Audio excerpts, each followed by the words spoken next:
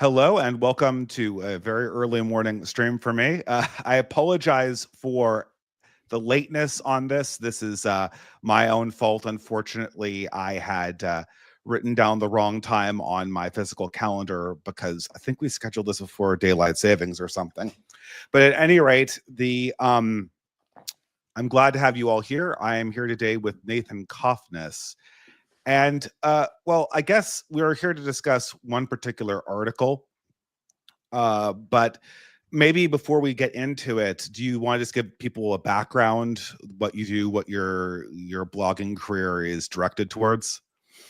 Well, incidentally, last daylight savings time, I also started my podcast an hour late, having miscalculated the time in Colorado. So, yeah, no, it's difficult. I work in multiple time zones, so this is a constant problem for me. Yeah. So I'm a Leverhulme Early Career Fellow in the philosophy faculty at Cambridge. In fact, technically, there's a clause in my contract that says I'm supposed to disclose that whenever I do media. So can't get in trouble for not doing that. So I work in the philosophy of science, particularly philosophy of biology, interested in evolutionary theory and its application to various problems in science and philosophy. As part of that interest includes human variation, the evolution of human variation across populations. In other words, race differences. And I'm interested in the science and politics of human biodiversity. I attracted some attention in on the right for the first time in 2018 when I wrote a response to Kevin MacDonald, one of the most prominent Jewish question advocates, who says that Jews are he's an evolutionary psychologist who says that Jews are genetically and culturally adapted to undermine Gentile society. So this was overlapped with my interest in evolution, race, and Judaism. So I wrote a response to him, and we had a series of exchanges about that. I've written fairly extensively about the political implications of race differences. I started in January of last year. I published my first Substack essay on which outlined my theory of wokeism and my theory of why the right has such a human capital problem. I said that wokeism is simply what follows from taking the equality thesis seriously. If you really believe that all groups have identical distributions of socially relevant traits, and yet we see such massive disparities, then those disparities must be due to the environment, and there is a moral emergency to correct the environment until you have equal outcomes among groups. Yes. And so that is, wokeism is simply taking that empirical premise seriously, given a background of some moral premises that basically everyone accepts. The right, they say, okay, yeah, we believe in the equality too, and they just don't care, or they don't understand what the implications are. And that's why it's impossible for the right to formulate a compelling, coherent political philosophy that is able to attract elites, which is why the elites lean to the left and the woke left. It's funny because I wrote a response to this. I almost never do this. I almost never do this on this channel because I like to keep my political opinions separate from my real world work. But I am indeed somebody who's published scientific papers. I have a PhD in engineering mathematics, which I think is a science. I publish, proofs and stuff like that. This is, very hard stuff, testable stuff. I am very familiar with the academic world. This isn't the topic of our conversation today, but I mean, the contention I put forward against the thesis about HBD being the linchpin of leftist ideology is simply that leftist ideology has its hegemony because of the moral side of the question, not because of the factual side of the question. And once the moral side of the question is determined, the facts are kind of an afterthought. The moral rectitude of a certain truth-telling institution is more important than its factual accuracy on any given point, which will be the subject, I think, very prominently of this conversation here, because the paper that, or I should say the Substack post that I wanted to have you on to discuss, I'm looking for the title, but it was the podcast brain rot. I'm looking for podcast bros and brain rot. Yeah, podcast bros and brain rot. And in this, now I guess I do want to give you a chance. I had a very negative reaction. I will list my criticisms after you summarize it. But I think this was in response to the Douglas Murray, Dave Smith debate on Joe Rogan over Israel and supposed war crimes or humanitarian problems from that country. But maybe you could explain like the overall thesis. Well, on the left, you have this worship of credentials and so-called expertise, which are not normally distinguished from credentials. So anybody who gets a PhD in whatever it is, global warming studies, virology, smells are racists, gender theory. Now they have a PhD, and the New York Times will, of course, the university system filters for ideology. So regardless of the merit of your ideas or your evidence, you're not going to get a PhD in the first place unless you are able to win the approval of the system, starting from elementary school to college, to graduate school, to so on.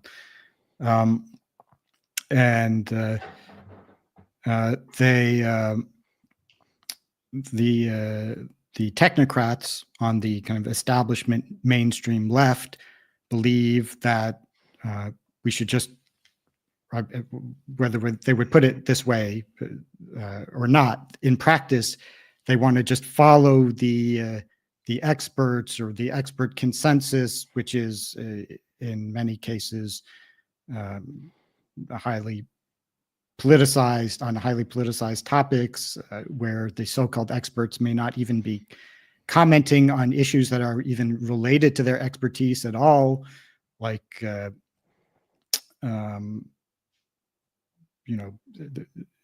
so-called experts in virology or epidemiology making judgments about whether we ought to have a lockdown, which, okay, so they might be able to collect evidence about what are the consequences of the lockdown or not having a lockdown. But whether we actually have a lockdown, that is a moral question, a moral political question. But the impulse on the left, the kind of the New York Times, Harvard establishment left, is we genuflect to the person who has the credential, the PhD, the certification of Harvard or some other institution like that. And anybody who would dare question the person who has the expert is a crackpot, conspiracy theorist, pseudoscientist, just ipso facto. There's nothing to talk about. That's the part I agree with. Okay, so now the response among many on the right is to say, well, just PhDs, expertise, studying things, that's all meaningless.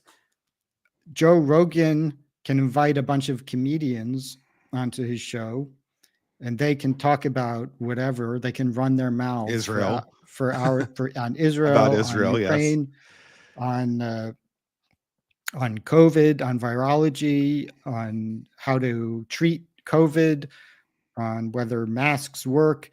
And, they where do they get their information? Well, they, maybe they look at the newspaper, on Twitter, whatever. I mean, that is where, in fact, people are getting their information, from people like that. Now, of course, on the left, you have people running their mouths too. But if you look at, like, Fareed Zakaria's show, he's running his mouth with often people who actually know what they're talking about.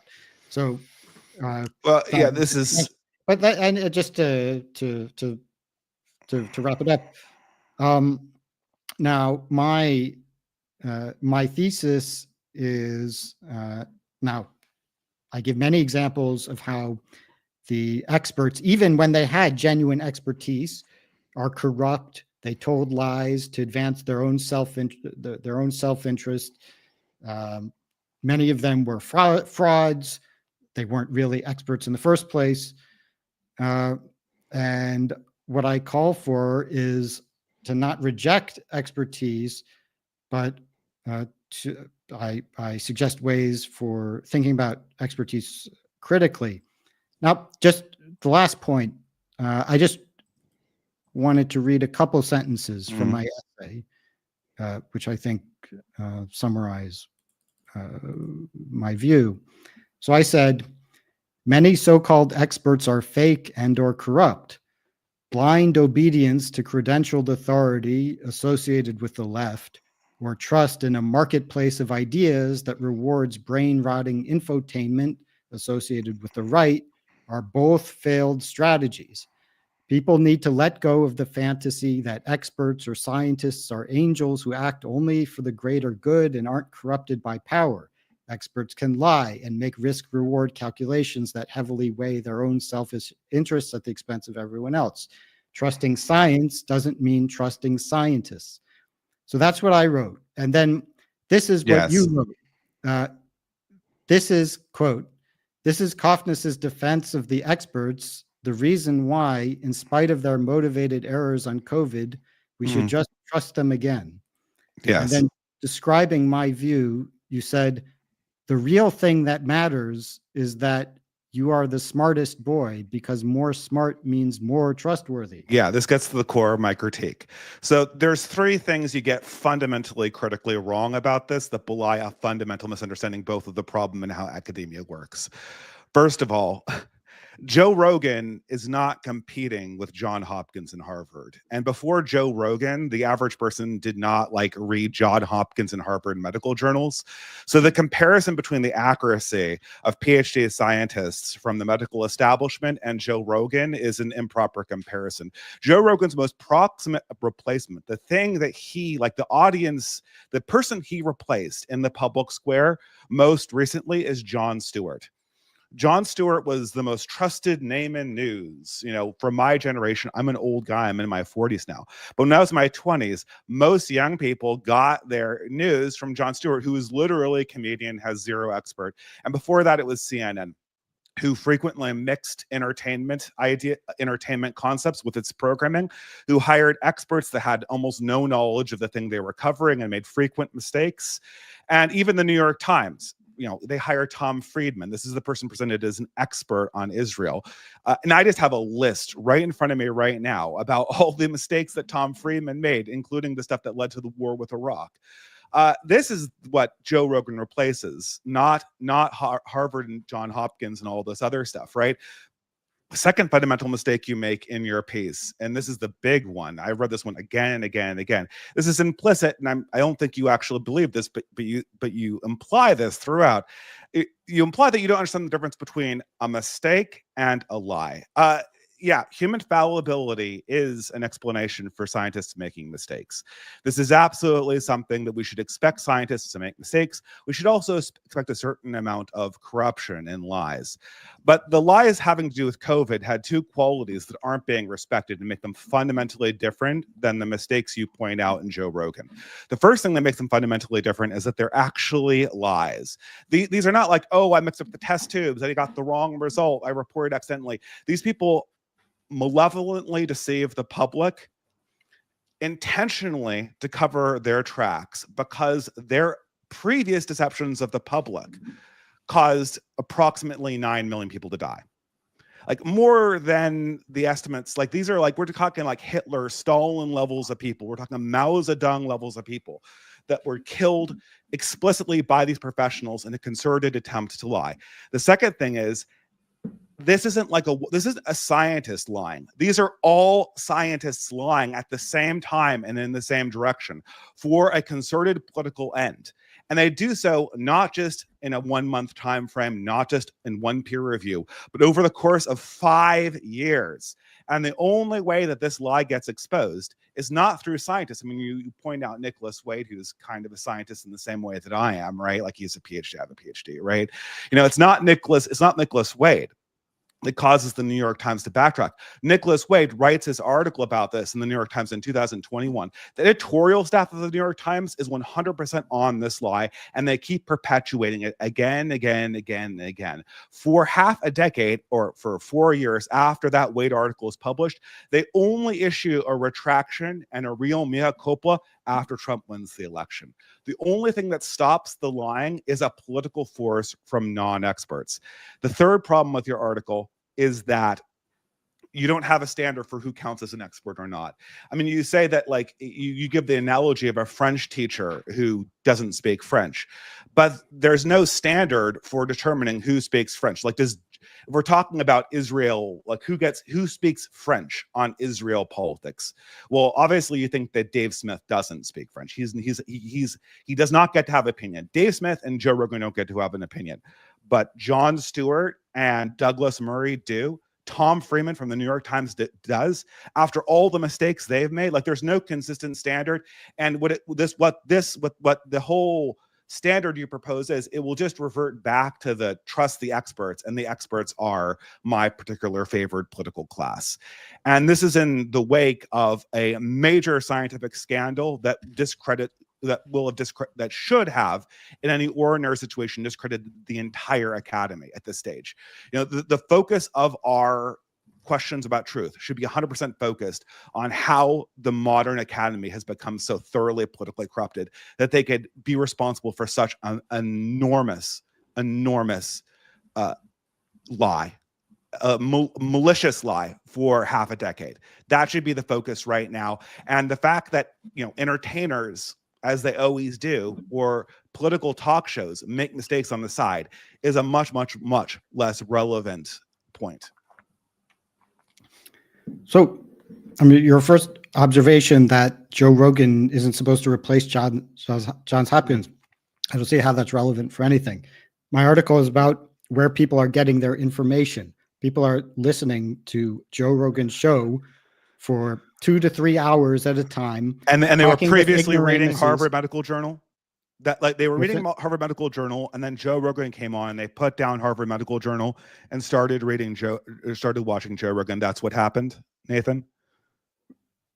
Well, I don't understand your point. So I don't think you're understanding my point, right? Like, you're saying that Joe Rogan is a problem.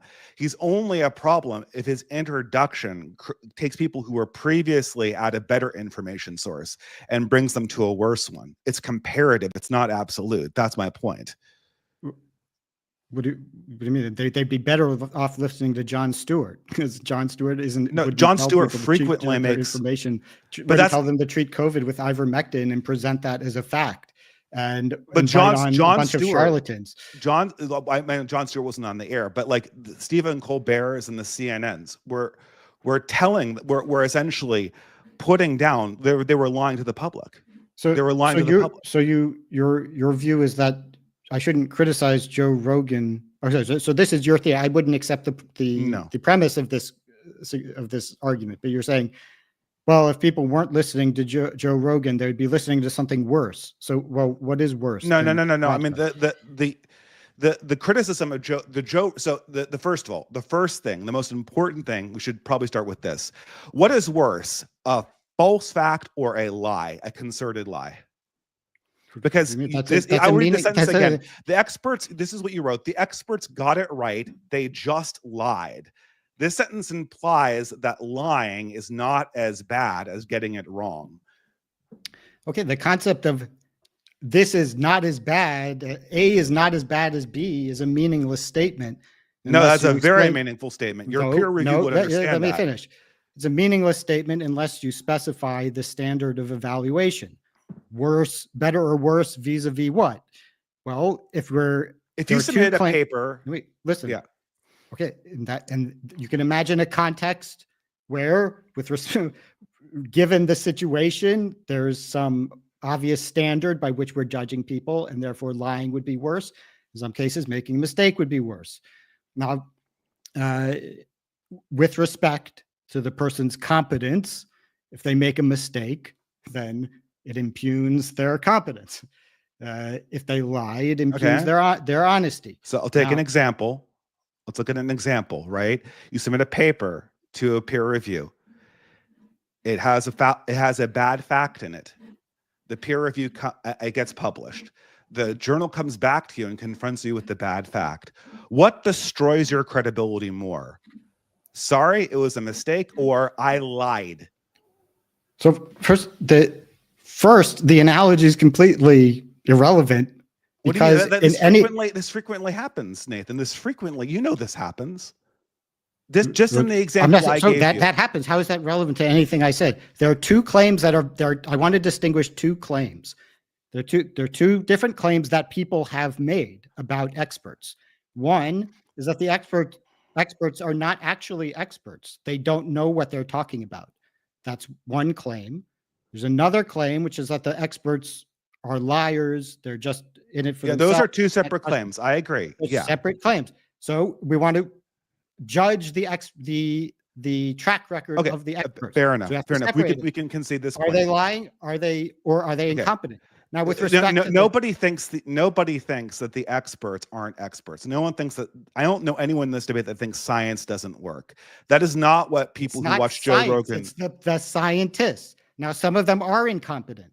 Many people who are masquerading as experts are not true experts. Obviously, many people with PhDs, the so-called experts in gender theory, they're obviously fake experts. Experts in social psychology are fake experts. Okay, but most of them are. Now, some of them aren't. A small number of them aren't. So you have to distinguish who is a real expert and who is not. These are philosophically different. But let's keep this in the realm of physics, because it's super clear here, right? Like, so the journal has an audience, right? The journal has an audience. It's guarding its audience's attention for accuracy and quality, right? So it both has to worry about lies and incompetence, right? Right. Which one does it care more about? It depends. This is not controversial. This is not journal. I mean, have you gone in most cases from the perspective of the journal? It would be honesty. Yes, it's honesty. It's honesty. I mean, if you haven't shown anything. If you I said in some context, honesty will be more important. In some context, competence will be more important. No, honesty is always more important. If you publish a false fact in a journal, and this happens. It shouldn't happen all the time, but it does, right? And it's a mistake. You probably still could publish in that journal again. If you publish a false fact in the journal and they discover that you intentionally lied to them, you will never publish in that journal again. So what if let's say I prove a politician lied, but he was actually right about everything, and then although he lied, you shouldn't trust the politician. Let's say he lied, then you shouldn't trust any politician in history. Let's say he lied. And then he went and he did what he knew was right, but it was expedient for him to lie for some reason. Sure. So he lied, which is worse. Well, Go back to the physics journal. Go back to the physics journal. Do you agree that what I said about the physics journal, that if you had made an honest mistake, they still might consider your paper, but if they discovered that you had deceptively lied to them, that they wouldn't? Do you agree with that? I don't think that's an absolute rule, but I can give you examples. There are cases when lying will generate a more negative response than making a mistake. I said there are cases like that. So you're saying you can imagine, you can construct a case where that's true. I agree. Can't advance until we get this straight, and it's easier with physics. So in there are frequently mistakes in journals. We acknowledge that, right? Mm-hmm. So what causes the big scandals is when the journals discover that someone is faking their results. Like that has ended people's careers. There was an example, they give this to grad students all the time, about this group of scientists in the 70s who had faked their results to look like they had gotten cold fusion. And what ended their careers was not publishing that bad fact. What ended their careers was the discovery that they had essentially tried to do an end run around the peer review process, which showed that they were intentionally lying. I'm not aware. I know they made a public announcement. I wasn't aware that they ever published it as a peer review journal. Oh yeah, I got through a peer review, definitely. They initially got attention by going to the press first, and then no one could replicate it. So I don't think they lied, and their reputation was destroyed. I'm not aware of any evidence that they lied. No, there are some people who argue that actually under certain conditions we have been able to reproduce, create experiments that might hint that they could have seen something. But look, it was. I actually, in this example, there was evidence that they believed it genuinely. I mean, I remember this example being brought up in my it was engineering ethics class, right? And the flashed screen was like, this would not have happened if ordinary processes of double-blind peer review and fact-checking had occurred, right? That was the message. If this is sort of a fundamental philosophical point, if you discover that a system is lying to you and is intentionally trying to deceive you, and that people are working together to deceive you, it doesn't matter how expert that system is, because you should not trust it. You should not trust it. I'm not set. My essay is about how we shouldn't just blindly trust the experts. That's literally what I said. Yeah, but don't do you trusting understand? Science doesn't mean trusting scientists. And blind obedience to credentialed authority they're both one of two failed strategies. So why am I saying that? And then you're hearing this is Cofnas's defense of experts, why we should just trust them again. So what I'm saying is that lying discredits you more than a mistake. Discredits your truthfulness. Yes, a journal that discovers you are lying to it. In our fields, we've both published. You make a mistake, the journal comes back and why do you make the mistake? You will never say, "Oh, I lied." You'll say, "Oh." Okay, so let's say Anthony Fauci is a liar, right? Anthony Fauci, not Anthony Fauci, but all the people working under him too, and many other people. Francis Collins is a liar, and Peter Daszak is a liar, and the New York Times, and many of them are liars. Some of them are just incompetent. Okay, so that's a defense then, right? Okay, yeah, maybe they're incompetent. I'm saying they're different ways of failing. So I'm saying it's relevant to say that did they fail because of dishonesty? Did they fail because of competence? I say we should get rid of them either way. In this case, we shouldn't tolerate either of those failures. But what's the solution? So if we want information about, let's say, where did COVID come from? Should we ask Fauci? Well, we know Fauci is just going to say whatever serves his own interest to say. Yes. So exactly. So probably not. But who should we ask? Should we ask some random comedian, or should we ask Alina Chan? That's not the thing is in microbiology and works at Harvard and MIT, the Broad Institute at Harvard MIT. Because first of all, you're picking, but this is what you're doing is a little trick, though. You know Alina Chen was right, and then you're picking her because you know that she was right. But if I picked a random person out of the faculty, they hadn't looked at the data like they would decide with Fauci because they would assume that the authority was correct. If they haven't looked at the data, then they don't have the relevant expertise.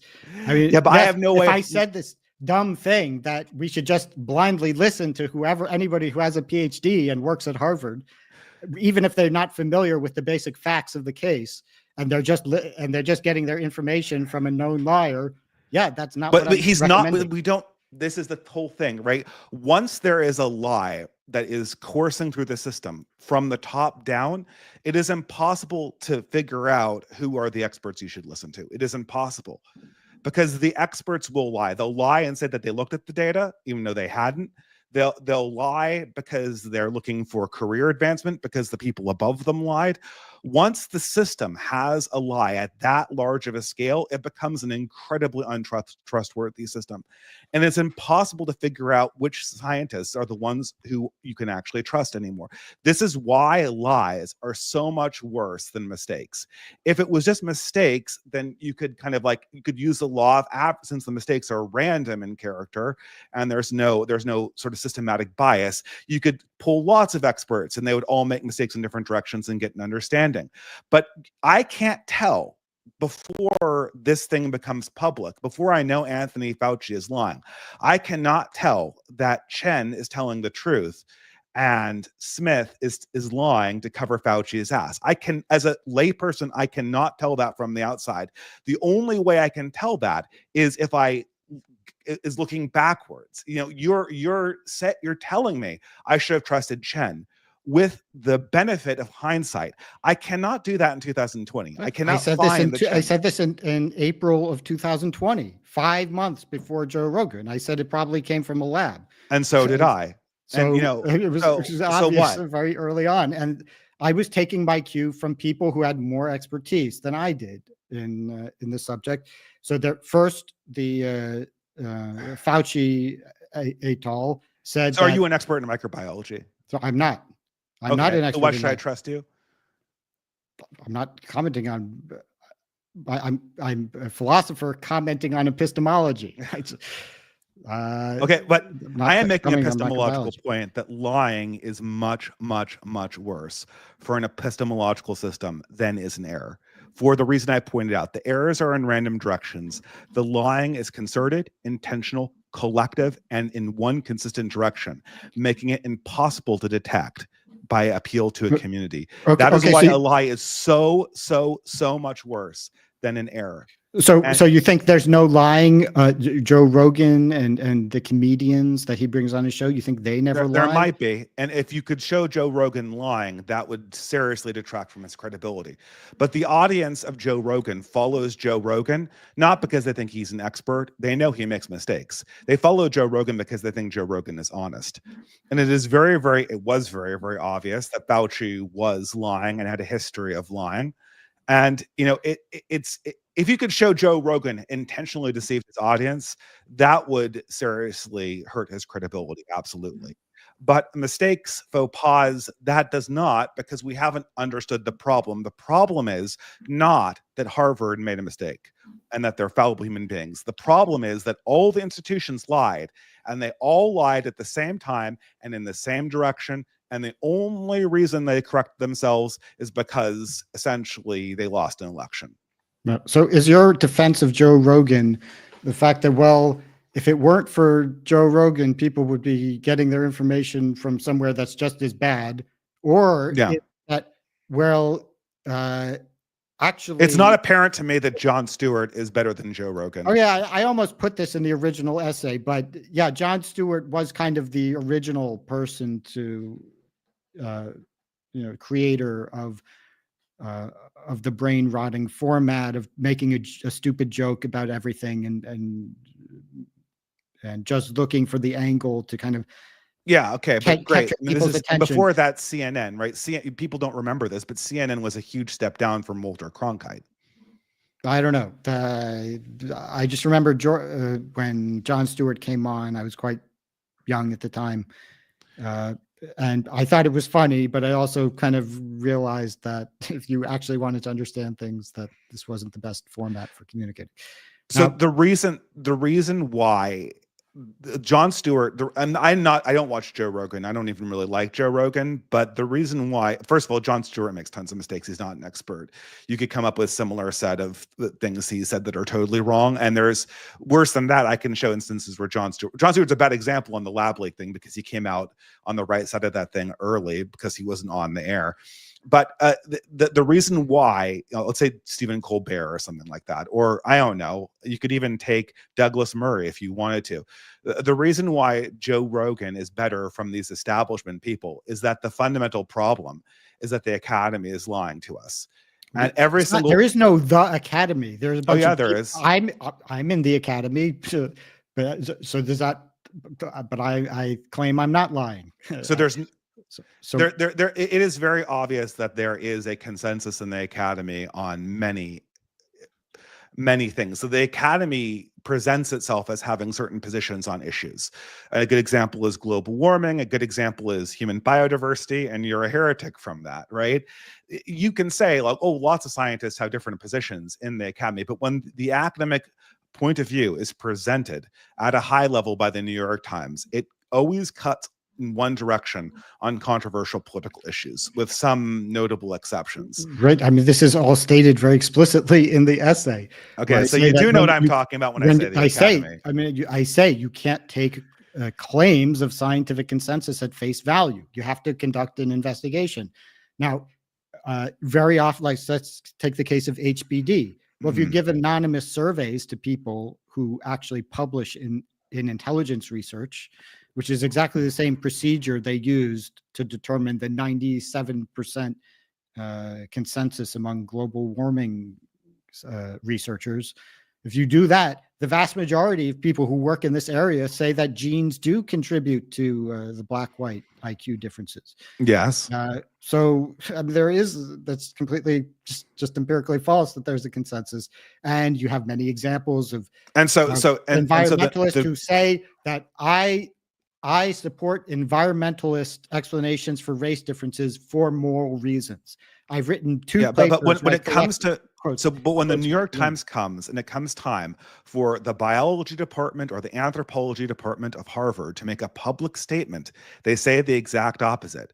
So you're right, in their little Slack channels and in anonymous surveys, they'll say one thing, and then when they go to the press, they say the exact opposite. Right. So they said the exact opposite. They allowed James Watson to get, like the father of DNA, to get publicly dragged through the mud for years, and no biology department said shit. They all kept their mouths shut. So that is deception. That they're deceiving the public. The system is deceiving the public, and that's the situation we're leading to. So when I say the academy is lying, what I mean is the public-facing apparatus of the scientific establishment is introducing false facts into the public consciousness intentionally. Well, intentionally on the part of their leaders, intentionally on the part of their administration, to deceive the public for political ends. That is the reality we're dealing with. Your interpretation of my view is that we should just accept whatever the New York Times says, or if the biology department makes a statement on a highly politicized topic that we should. That's not. I know you're a heretic on this, but I think you're contradicting yourself. That was the point of my article, or my response to your article. I think your view is in fundamental contradiction, if I may be so bold. The problem here is that if there is a situation where I know the academy is lying to me for political purposes, and they're presenting me with a fact like global warming, like writ large, I have every reason to track down people that I think are telling me the truth, even if those people make more mistakes. So, for instance, on like global warming, in global warming, the academy obviously speaks with one voice. This is an imminent catastrophe. This is the biggest catastrophe of all time. We need to completely redesign our economy to confront this. I could tell after reading global warming papers and reading the IPCC reports that I was only getting one half of the story. So then I discovered people like Michael Crichton and Bjorn Lomborg, who were not experts on global warming, who came out with countervailing opinions about what the actual reality was. I am not wrong to. What do you mean by they're not experts? Well, Michael Crichton is a novelist and not a climate scientist, and Bjorn Lomborg is an economist and not a climate scientist. Right. Well, when they were in debates, worked as a climate scientist, but just because you're a novelist, does that mean you can't acquire expertise in a subject? Okay, so Michael Crichton got into a debate with Intelligence Squared in the early 2000s, and the entire debate was just spent. The people on the global warming side, all they did was attack his credentials for the entire debate. Or so I'm saying, well, that's not my view. Isn't that you need a credential to be an expert? As I said, there basically all human information is available on the internet for free. I mean, theoretically, you can become an expert on almost anything. Now, in practice, so what? There's a correlation between having a credential and having expertise, but it's not. You can have one without the other. Okay, so you can yes, but now but here's the problem, right? The problem is that now we've established that non-experts, have a very high probability of being correct on politicized scientific issues, which is all of them that you see in the news. Once a scientific issue appears in the news, it's politicized. I don't accept that at all. The non-experts have 26% of Americans say that they either have a positive view of the plague or they don't know how they feel about the Black Plague. I mean, is that... What does that even mean? A positive view on the plague? It's a meaningless statement. They just asked them. They're asked in the survey. They're asking people about their attitudes towards various things that are associated with the Middle Ages. People are stupid. Yeah. Okay. I'll grant you the average person is stupid. Right. Okay. Well, that's something that not everyone would accept. So Dave Smith, for example, he mocks the idea that the common man can't figure shit out. He criticizes. It depends what the common man means. He means just the average Joe Rogan. He was referring to the Joe Rogan listeners. So the average Joe Rogan listener, who Dave Smith calls the common, I think the common people or something like that, is that they just can't figure shit out. Well, yeah. I mean, do you agree? The common man has one goal, and that's to figure out who's lying and who's not. He doesn't have expertise when it comes to determining the numbers, but the common man has to determine who's lying to him and who's not. We've established that the Academy is lying on political grounds and numerous, well, basically on almost all political issues that have a scientific bent. The Academy will always, when there's a choice between politics and truth, the Academy, aka the public presentation of information as academic to prestige media, will always cut in one direction, and they will always prefer the political cause over the truth. Okay, in my keep referring to the Academy as if there is no the Academy. But Nathan, you referred to this, and when we talked about the public presentation of the biological and anthropological opinion on human biodiversity, you referred to, what I'm talking about. I'm talking about when something like James Watson's defrocking for speaking about HBD happens. What I'm saying is that all of the biology and anthropology departments publicly, like their public statements, all align against James Watson. That's why they were able to cancel him for that. And it doesn't matter that on anonymous surveys, they all say, oh, I know it's right. What I'm saying is that the public presentation by departments and universities to the prestige press, that is what I mean by the Academy. This is the second time I've explained that. Do you understand what I'm saying when I say the Academy? I mean that. What about all the people in the Academy who say otherwise? Are they saying it? But are they? What about saying me? It? I'm in the Academy and I say I say Watson was right. So why doesn't that count? Because the collective institution makes a statement. But I didn't say we should just accept whatever some fake consensus the institution you individually says there is. Nathan, this is do you understand the press? Let's take issue X, right? Issue X, Harvard, Johns Hopkins Medical, all the biology and anthropology departments come out as pro X, and then I have Nathan Cofnas as anti X. I can't revalidate the science, right? In the situation where all the departments and all the chairs, they all issue public statements pro X, that the institution of the Academy has made a statement. Okay, well, that's a big exaggeration of how many people of the forces that are aligned against me. I mean, look, I've published on this topic in respected peer-reviewed journals. I mean, the journal Intelligence was edited by Richard Heyer, one of the Yes, most I understand that prominent intelligence researchers in the world. He was written 2 major textbooks on intelligence research published by Cambridge University Press. Nathan, that's a forum for talking about race differences. You are confusing 2 different things. So yes, you are correct, and you can publish papers saying that it was a lab leak in 2021, right? But that information does not get to the public, right? Like, you publish in these, like Richard Lindzen, you mentioned this guy in your article. I'm a big fan of his. He was an MIT climate scientist Judith Curry is another example of this. He has more of the Bjorn Lomborg lukewarmist view of global warming, which I personally share. And I think that the evidence shows is correct, right? Nobody knows about Richard Lindzen. Nobody. Like, this never gets to the public. Like, previously lived in Princeton. I used to live in Berkeley. Nobody there is aware of Richard Lindzen. He could publish in numerous climate science journals. Richard Lindzen, he reposted an article I wrote on climate alarmism on his website. So I know him. That's very good for you, but that's not the point I'm making. I literally, in the essay, I used Richard Lindzen as an example of a case where a genuine expert is against an alleged consensus. And in such a case, I said, there's a procedure.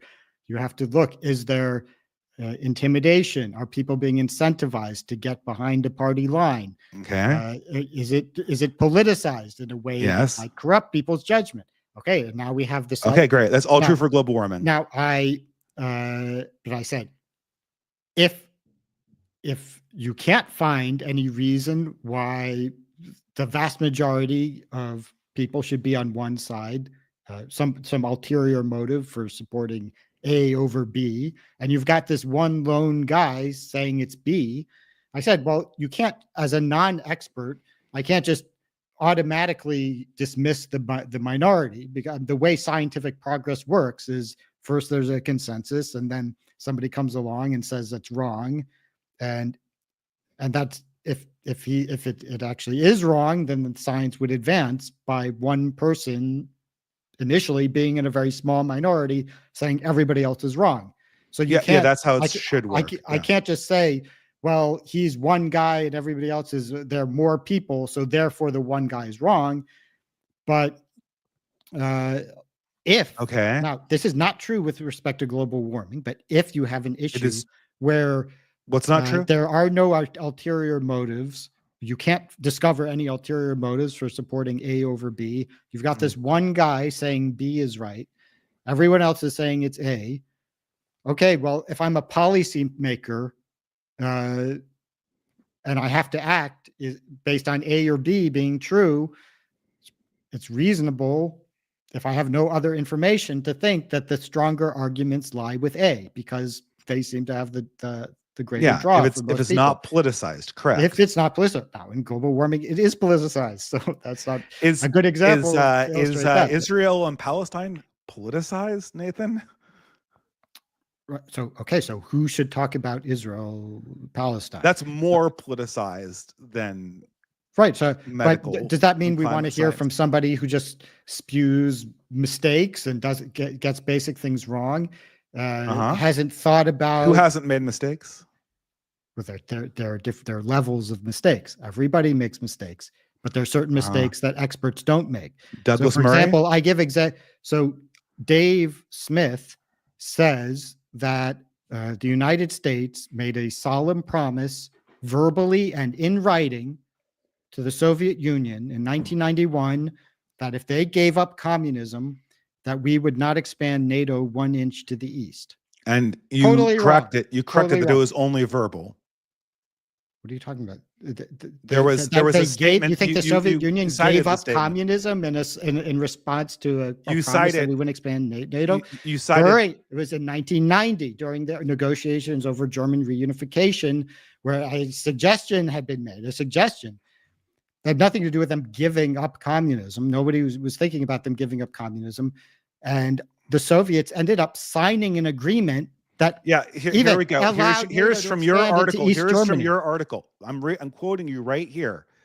In fact, a verbal proposal not to expand NATO eastward had been made to Gorbachev by the U.S. Secretary James Baker in 1990 during negotiations over German reunification. So what you see, you missed the point. Dave Smith thinks that the Soviet Union broke up, that they agreed to break up the Soviet Union because we made a promise in writing that we wouldn't expand NATO eastward. Now, that's not, you are superimposing that more. So what happens here is that you are taking the mistake and then you are inferring on the people you don't like that this mistake is indicative of a larger mistaken belief. Okay. Do you think John Mearsheimer would make that mistake? Do you think Scott Horton would make that mistake? I don't think Scott Horton even went to college. The actual mistake of saying that it was in writing and not just verbally made by the Secretary of State. There are multiple mistakes. You're just picking on one mistake. I'm saying I don't think you actually have a standard to determine. I think that the standard is post hoc based on who you agree with. Do you think that Scott Horton would make that mistake? Do you think John Mearsheimer would make that mistake? So the mistake. I consider them experts. John what is the actual? I'm trying to distinguish the actual statement from your imagination of what David Smith might believe. So if you're saying that I misrepresented it, I mean, a lot of people have read the essay. Nobody has said I misrepresented. Let's analyze. Given that a verbal guarantee was made in 1990, what did Dave Smith actually say? So first, there was no verbal guarantee. There was a suggestion. And as I said, the Soviets ended up signing an agreement in writing. They signed an agreement which allowed NATO expansion into East Germany. So now that's not the question I asked. You're digressing here. That's not the big mistake. That isn't the big mistake. The big mistake is that he thought that the Soviet Union agreed to break up, that the US and the West made a proposal. Hello, Soviet Union, you give up communism, we won't expand NATO 1 inch to the east. Now, okay. That's what you're implying. That's what you're implying he believes. No, that's what he said. I thought it was boring to quote the whole rambling comment at length.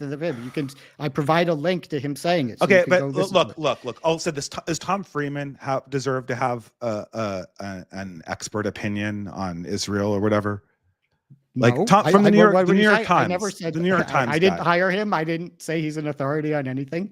I think. Okay, but you understand that this is their resident expert on this stuff, right? Like, is that understood?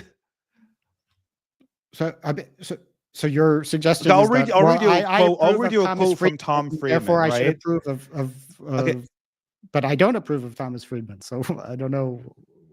But Tom Friedman is presented as an expert. Do you agree with that? I don't agree that everyone who's presented as an expert is an expert. I could read you a quote that shows that Tom Friedman massively, it implies that he does not understand Israel history, and he didn't just say it. Why are you challenging me on Thomas Friedman? I say I don't think Thomas Friedman's an expert. I don't think we should listen to Thomas Friedman. So why are you? Because the thing is okay. So this is what I'm getting at, Nathan. Like that your use of mistakes is selective. That's my case here. I bet that I could, if I followed someone long enough, I could selectively find mistakes that would discredit them as an expert. I think that when people are speaking, especially on podcasts, they exaggerate, they spin things into narratives all the time. And apparently, it's kind of boring to read this quote I have from Tom Friedman implying that these crazy things about Israel, they exist, right? I just said I don't consider him an authority on anything. So. Okay, but the thing is that he's presented as an authority by the New York Times. Do you agree with that? Not by me. So I'm here to defend my view, and I've explicitly said I don't agree with the New York Times. So. Okay, but you understand that when we talk about Joe Rogan, right? We are comparing Joe Rogan to a status quo that includes people like Jon Stewart and Stephen Colbert and CNN and New York Times. We're not comparing Joe Rogan to an abstract ideal. Yeah. Okay, so right, this is like okay, that's fine. That's fair. fundamental mistake. That's fair. So right? I say Joe Rogan is bad, and and I agree. The New York Times is better than Joe Rogan. So and the New York Times would include Thomas Friedman, but I don't think that Thomas. So although I don't consider Thomas Friedman an expert, and then if I my procedure for identifying experts would exclude Thomas Friedman. So if people were to follow my advice, what is your procedure for identifying experts on Israel and Palestine? Well, as I said, you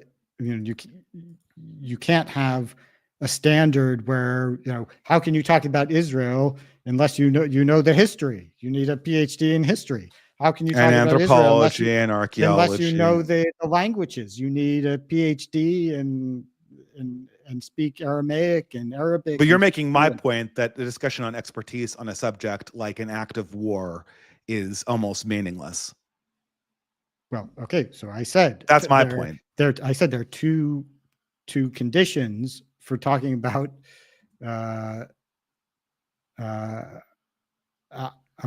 something like the Israel-Palestine war conflict. First, you should have some level of intellectual seriousness,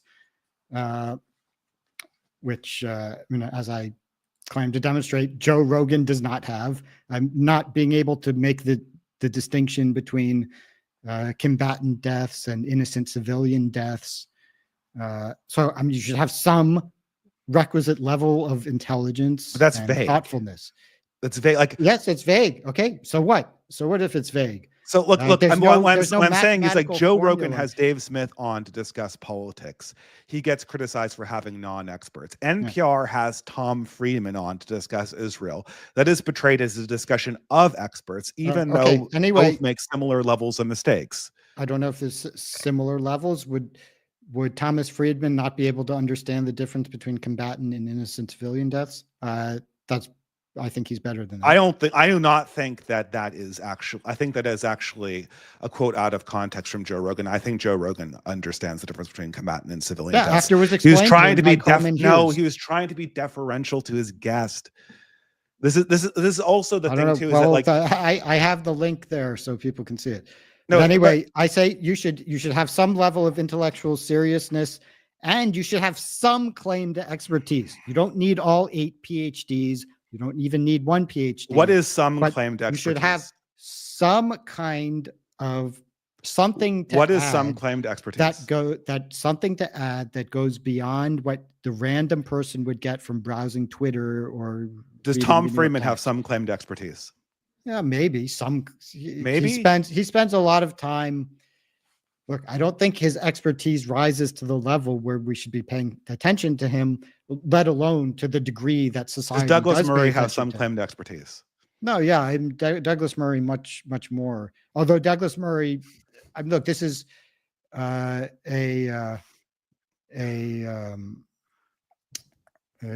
of a problem with the incentives created by the online media. Guess what? It's politicized, right? Douglas Murray look, I don't like Scott Horton. I disagree with Scott Horton's conclusions. I think Scott Horton is a jerk, but I acknowledge that Scott Horton is an expert. I don't like John Mearsheimer. I disagree with Mearsheimer's conclusions. I think on some points, John Mearsheimer is totally wrong and quite philosophically unsophisticated in ways that sometimes corrupt his analysis. That's what I think about John Mearsheimer, but I acknowledge that he's an expert. So I'm not just saying that everyone I don't like is not an expert. No, but I don't think that there's a standard for expertise. I think that this is nothing to do with expertise. Everybody thinks there's a standard there. So are you gonna? If I don't you think get there's into a an consistent airplane, standard. do you want the pilot who got his license and went to flight school, or do you want somebody who watched a YouTube video? Obviously, I thought we had Nathan. I thought just previously, we had agreed there was a difference between things that were depoliticized, like particle physics and piloting aircraft, and issues that are heavily politicized, and that you understood that Israel was a heavily politicized and heavily uncertain field. I didn't agree. I certainly never agreed that therefore expertise doesn't exist in the politicized fields. I said that identifying expertise in the politicized field has extra challenges. It doesn't mean there isn't expertise. The expertise is meaningless because the reason why is, like, again, the way you're looking at this is you're looking at this like, oh, well, if an amateur gets it right, if an amateur is really good and he's really knowledgeable and he's done his research, then he is an expert. And then if a PhD in like Middle Eastern studies frequently makes mistakes, or someone who's written multiple books on it, like Tom Friedman, frequently makes multiple embarrassing mistakes that would be career ending for everyone else, like, he's not so much an expert. I personally wouldn't call him an expert. Like, this is essentially a no true Scotsman, because you're saying that expertise is garnered by essentially having like accurate opinions. But as somebody who's running a podcast or who's looking into the news, I have no way to believe whether the amateur that is coming on the podcast is going to be more accurate in what he tells me about Israel than the guy sitting there with 2 PhDs. The reason why the expert has to have accurate opinions. I specifically said John Mearsheimer and Scott Horton have opinions that I think are wrong. Okay. But they still have expertise because they're not making mistakes like thinking the Soviet Union agreed to give up communism in exchange for this written promise not to expand NATO. They wouldn't do that because they're experts. That's why they have a right to an opinion. Look, there's similar mistakes. I could read one right here from Tom Friedman, right? Why do you keep? I said I'm not defending Tom Friedman. So. Look, I could find some, like, the idea. I think this is a completely post hoc standard. There's no standard that you could use to tell me who has the right to determine who can speak on Israel and who can't. Anybody can speak on Israel. There's a question. If we're being epistemically responsible, who should we hand the microphone to? Just anybody who people find entertaining? Even if they spew lies and get things wrong. No, whoa. This is the critical thing that you're not understanding. What people are worried about on these talk shows are not that people are going to make errors or exaggerations, but that they're explicitly being lied to for political purposes. That is why people trust Joe Rogan, not because he doesn't make mistakes. It's because they think he's not lying to them. That is the core problem you're dealing with right now. If you want people to trust the experts, then you have got to go to these people who've been caught lying and punish them, starting with the medical and biomedical establishment of the major university system. You have to lobby for these people to be thoroughly punished, probably put in jail for their role in COVID, in creating COVID, by funding it, and then by covering up its creation, by continuously lying to the press about it. Now, we could talk about that is where honesty starts, not with determine like these phony baloney standards for who's an expert and who's not, and all of a sudden experts can be amateurs as long as they get it right, and the mistakes that Murray makes are somehow less bad than the mistakes that Smith makes. This is ridiculous. Scott Horton is an amateur. As I said, I don't think he even went to college. He doesn't work at a university. He's not a professor of political science. But he learned all the information. He's never even been to Ukraine. Scott Horton has never. Came up when he had a debate with Neil Ferguson. Neil Ferguson, of course, is a professor with a PhD, and right. Obviously, and I bet Neil Ferguson made some mistakes. Right. Scott Horton knew much more than Neil Ferguson. I don't remember if Ferguson made undermining your entire mistake. As a viewer and as a podcast manager, I have no way of determining ahead of time who are the experts. Like, yes, looking backwards, you can analyze who said what and who had made more mistakes. I think that a lot of the quotes you take from Joe Rogan you're not demonstrating that they actually made a major error. You're implying that they believe something based on something that looks like a much more innocent exaggeration. But I could look back on the. If people want to make this claim, I think they should spell it out. And as I said, a lot of people. I am making this claim right now. If you listen, what I'm saying is that it's post hoc. You are saying, okay, with the knowledge of who's knowledgeable, I can look back and determine who's an expert. But that's not that's not the problem. You're misstating that. The problem is going forward, who do we put our trust in, right? Not knowing ahead of time exactly what mistakes they are going to make or not make about a particular issue. But anybody who's talked about any political issue, especially under the fog of war, will have multiple embarrassing mistakes that I can extract in quote form and then make a claim that this mistake is part of a larger misunderstanding about the system as a whole. Okay, so anybody who's been in podcasting will feign ignorance to kind of be gracious to the guest. Or to paper over a larger disagreement. All of that will happen and be a necessary conversational element of arguments. But that does not tell me going forward who I can trust and not trust. So, do you think that there's just no way to predict? There's no way to predict whether somebody has a better or worse chance of getting something right than any other random person? Oh yeah, I can tell you where I would start. Okay. The first thing I would start is do they have a track record of lying? That is the number one. Once you determine that somebody is engaged in lying, and worse, engaged in concerted lying, aka they get a bunch of other people to lie with them to cover tracks. Once they do that, they have to be removed. They have to be removed and they have to be punished thoroughly. This is why all journals that you've ever published in and that I have ever published in will absolutely punish lies more than, despite what you might have been confused about. They will absolutely punish lies much more than they will punish errors. You will be able to republish in a journal if you make a mistake, honestly. If they catch you lying, they will never publish you again, and no other journal will publish you again, and they should not. So we need to get rid of people who are lying. We need to talk, if it's a controversial political issue, we need to identify where the political controversy is, and we need to be able to have people's explicit political views up front. That is the number one thing. Now, there is a certain number of things where there's a certain quality control. Obviously, I'd much rather have Mersheimer than Dave Smith. That's just better. So if I have a debate and I'm Joe Rogan, I would much rather have Douglas Murray go up against Mersheimer than I would, is it Dr. Mersheimer? I forget what his title is, right? I would much rather have Murray go up against Mersheimer than go up against Dave Smith. So I'm always going to pick the highest quality person on either side. But if you want truth, you have to let both sides speak on a political controversy that's highly uncertain, that's undergoing a fog of war. You have to. I didn't say don't let both sides speak. I said let both sides speak, but be represented by somebody who actually knows what he's talking about.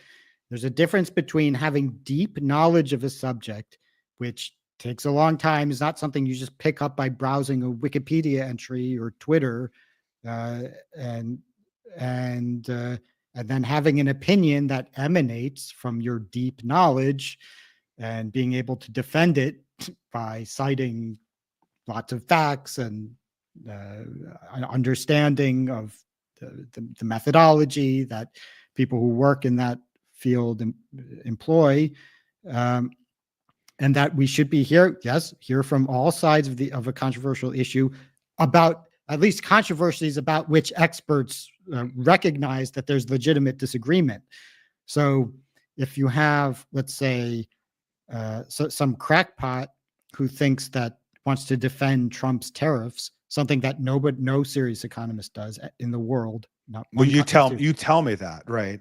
But we just had, no one's going to believe that. No one is going to believe that in a world where all the medical establishments lie about a verifiable fact, that in the dismal economics is way less certain than medical science. Well, not on this. Way it's less definitely certain. not on Trump's tariffs.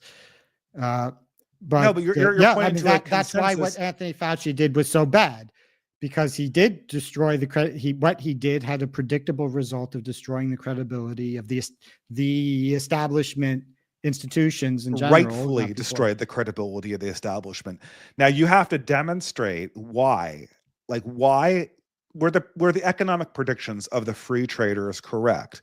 So for tariffs, for instance, when we started loosening tariffs in the 70s and then did it again with NAFTA in the 1990s, all of the economists that you cite as experts made certain predictions about how this would impact employment across the board, how this would predict the industrialization of the United States, how this would predict the well-being to middle America. And a lot of those predictions were false. That's most definitely not true.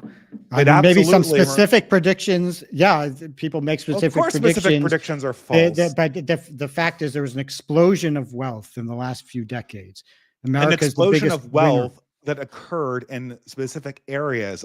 There was an explosion of wealth in New York. There's not an explosion of wealth uniformly across America.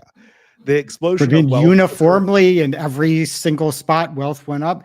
As a whole, the country is far better off than we were before. We're much richer and the living standard is way higher. The economists were entirely right about that. The free traders were. Wait, it's from the 90s. We were much richer than we were in the 90s. Correct. By what metrics? I mean, how many minutes you have to work to buy a basket of goods? I mean, a basket of goods. No, we'll stop that there. Excellent standard. Let's take houses, education. Okay, so education first. What you're getting everybody wants. If you want to live like houses a Detroit, is more substantial. If you want to live like a Detroit auto worker in the 1970s, how many minutes? If you want his standard of living, you can buy a house in Detroit for how many minutes does it take to buy a house in a location that is within commuting distance of an actual job that I could hold? Look, people are paying more for houses and they're getting a lot more, and they become a lot pickier. This is absolutely insane, Nathan. This is absolutely hogwash you're spewing on my show. Education. If I didn't know better, I might say you were lying. Well, anyway, So look. It is demonstrably true that the housing cost in this country, I'm in Canada, it's even worse. It has skyrocketed past the wage earning. And the houses that are being built are further away from the jobs, meaning that they're harder to purchase. You are getting more, meaning you're getting more square feet. Yeah, you're getting more square feet for the houses because they're building these huge McMansions on small lots. I can see this right now. The houses have less utility and younger people can't purchase them. If I graphed home ownership, it would be it's a continuous line down. If what you were telling me right now about houses were true, that houses are just as affordable as they would be, and you have to work just amount of minutes to get a house, like on median, statistically, then why isn't home ownership going up rather than down, Nathan? You said to buy the median house. No, the person. The median person. Statistically, the statistical median person.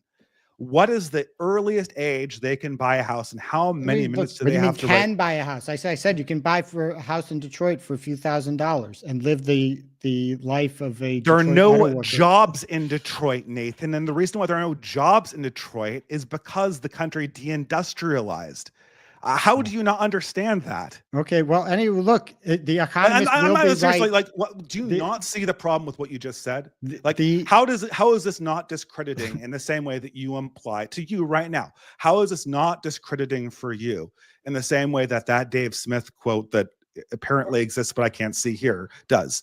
You're telling me that the median person can purchase a house in a location that doesn't have jobs because we deindustrialized?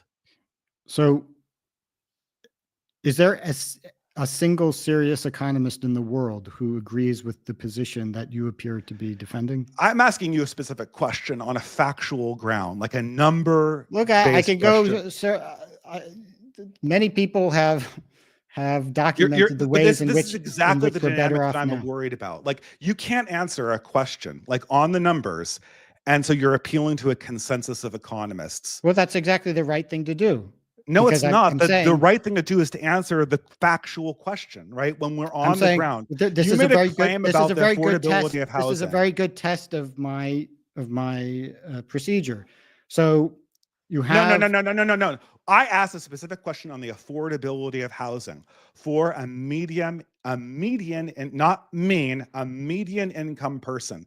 How many minutes does it take for them to earn the money to buy a I house don't, where they oh work? yeah, why should I have that statistic? It's completely irrelevant to the point I'm making. But Nathan, you made a Every claim that single it did. person. You What? did on this podcast. You can go back in the video. You can see yourself making a claim that it would take people less minutes to get the house. That was your initial claim. I was going to give a list of ways in which our lives have improved, and the first item that I mentioned was that there are people have calculated how many minutes you have to buy a basket of goods. And one of the things in the basket is the house, like you said, right? But in that particular basket, no. So now, the with house regard isn't to in the houses and basket? look, when you do the study, you have to choose an arbitrary basket of goods. Now, okay, housing is an interesting question. Housing is the majority. Like if you look at people's paycheck and where it goes to, like break that dollar down, like an enormous nut goes to Okay. housing in the form of rent or mortgage. Fine. Like, So- do you not aware of that? So you say that we're worse off because of free trade agreements of NAFTA. No, I'm and free talking trade. specifically about this basket thing. That's what I'm talking. The metric that There you are different brought metrics. That's one metric. That's That's one metric. specifically the metric. Now, there's that another you thing to brought talk up. about with regard to houses. There's a separate question. We can be better off in terms of A, B, C, D, E. And If you, the you minute can you- say, well, you say we're better off in terms of A, but what about B? And there's a whole nother But you discussion. see, and instantly in this instance, Cofnas, how this thought experiment is manipulated. You fill the basket with computers and televisions and refrigerators that are made in China, and you exclude fuel, you exclude transportation time, you exclude housing, you exclude education cost, and you present a picture that is more rosy than it actually is. The main part of my income goes to transportation, housing, and education. Those are the things. The fact that I can buy 5 computer monitors for half as much as they cost in the 1990s is completely irrelevant to my life. Yeah. But the thought experiment was gamed, like this basket thought experiment. Once you fill it with real things that are the actual sources of people's expenditures, then you see instantly that you're not better you have off this than argument for why we were better off 30, 40 years ago. Okay, fine. Now, you're not an economist. I'm not an economist. I don't claim to be an expert in economics. Now, as a matter of fact, every serious economist is against Trump's tariffs. There's not a single example of somebody who's not an obvious crackpot, which would basically be Peter Navarro and For the Stephen chat, Mann. I am neutral on tariffs. Well, you're against free trade, the free trade agreements, which certainly. No, my statement in this, if we were going back to my original statement, is that the people who said that lowering tariffs in the 1990s would increase the American standard of living on medium were wrong. That is my statement. So They anyway, were wrong in their predictions that it would increase. It did increase GDP. They were correct about that. It did not increase the median standard of living on any appropriate measure. This is a separate question as to why we have a housing problem, which to the extent that we have a housing problem, which we do, it's largely because of zoning rules. So we do have a housing problem. We have a housing problem until anybody can live in a mansion whenever that he can buy, that he can move into. I have no idea what you're saying. Right? That's what we have. We have a housing problem until we have utopia. But what? No, the housing problem in the country currently, Nathan, is not that people. I mean, you're not. You're not allowed to build houses because of regulations, which are largely instituted by states. There's nothing to do with tariffs or NAFTA or anything. No, the problem with the housing crisis is that people's jobs only exist in a few central locations, and you have to buy houses on a market. Like, I live in Canada. Like, is there not enough space to build houses? Oh yeah, sure. You go into Canada, there's all this space. You could build all of these houses in Alberta. There's no jobs there. right? There's no jobs there. Like I can't, buying a plot of land in Alberta does not help me work in Victoria or Vancouver, BC. That's why there's a major housing crisis in Vancouver, even though you could build as many houses as you want in the hinterlands.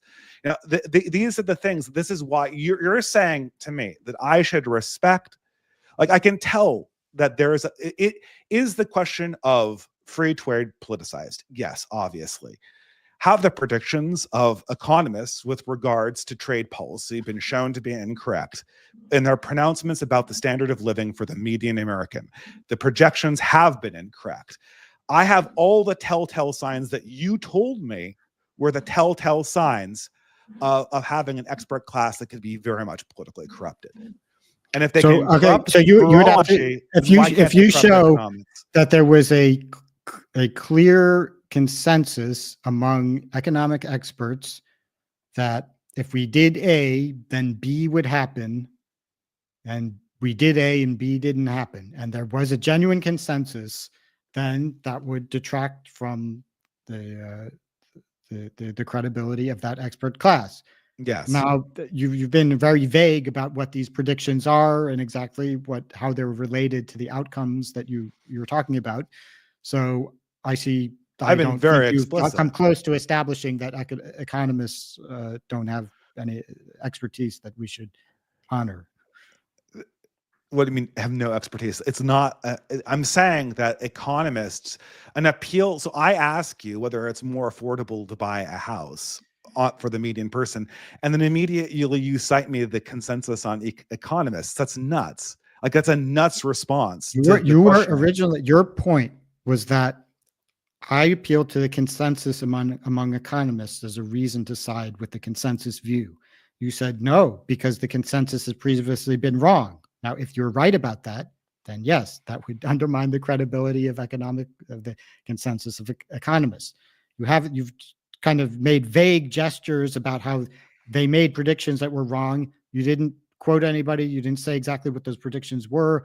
And the prediction was no, I didn't. You're right. I didn't quote anyone. I don't have the quotes in front of me. Right. I only have the quotes that I got in front of me. The prediction was that NAFTA would improve the standard of living for the median American. Yeah, which I think is clearly true. But in case you think that, well, because housing prices went clearly, up, and you said that the median standard of living then your claim was that the median American had a higher standard of living than the median American in 1990. Like how many people have refrigerators and air conditioners and how many people are home owners adjusted for age? So insofar that's down. If that went down, I mean, look, you'd have to do a deep dive into the data. I mean, we have a lot of immigrants who are poor. You've tens of millions of people have come into the country. That doesn't mean that the lot of the Americans who are already here has become more difficult with respect to housing. Now, this is the thing. Like this is that's often related to regulations at the state level, which have nothing to do with free trade.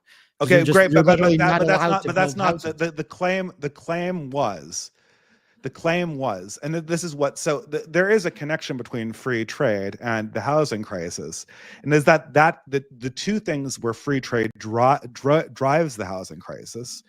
You've mentioned this before. You can reason through this.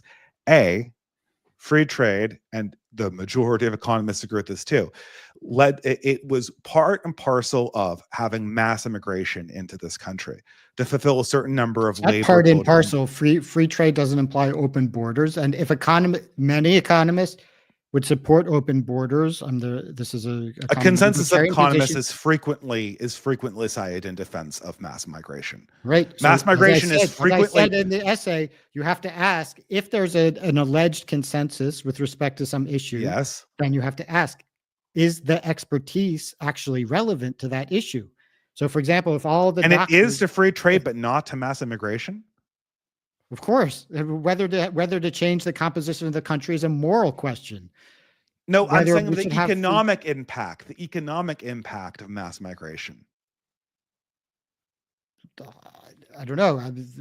Or so if they said that the economic impact would be good, Yeah, if like they said it says that was all we heard this throughout. This is the question is governments frequently balancing. cite this. This is Now, exactly what they say. so, some of them may have said that, but whether or not to open the borders is ultimately a moral political question about how you want to change No, but the when demographics we of the have a country. debate over whether to open the borders, all of modern countries cite a consensus of economists that say that any attempt to close the borders or restrict immigration will hurt the economy, right? They cite a consensus of economists who say that.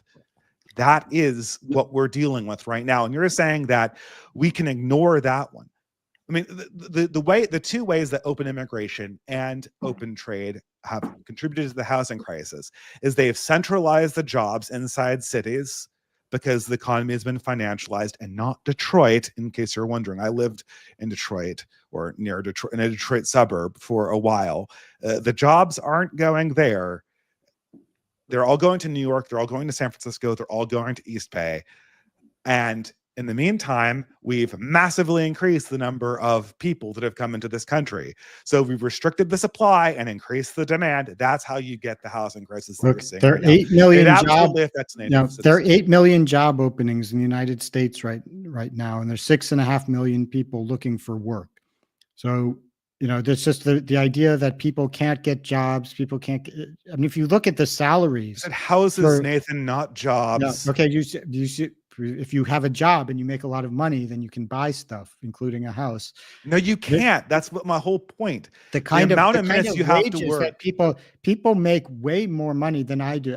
As a Leverhulme early career fellow at Cambridge, the manager of like an Arby's makes 3 times as much money as I do, like in the United States. Like the standard of living in the United States so much higher than basically almost anywhere else in the world. But Americans just Nathan, can you buy a house working at an Arby's in the United States?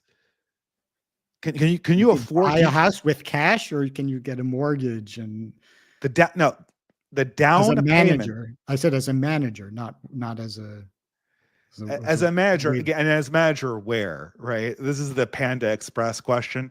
Like they say, oh, if you're a manager of a Panda Express in New York City, then you can afford a down payment on a house. Yes, that is correct.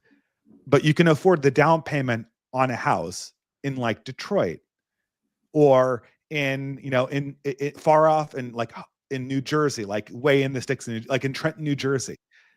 But you can't work as a manager at Panda Express in New York and live in Trenton, fucking New Jersey. Like that doesn't work. That's like 4-hour commute, like at least, right? At least. And like, that doesn't work. Like this is ridiculous. The people who are working these jobs cannot afford the houses. Like, and there's numerous numbers about this, right? Like you can see this definitively.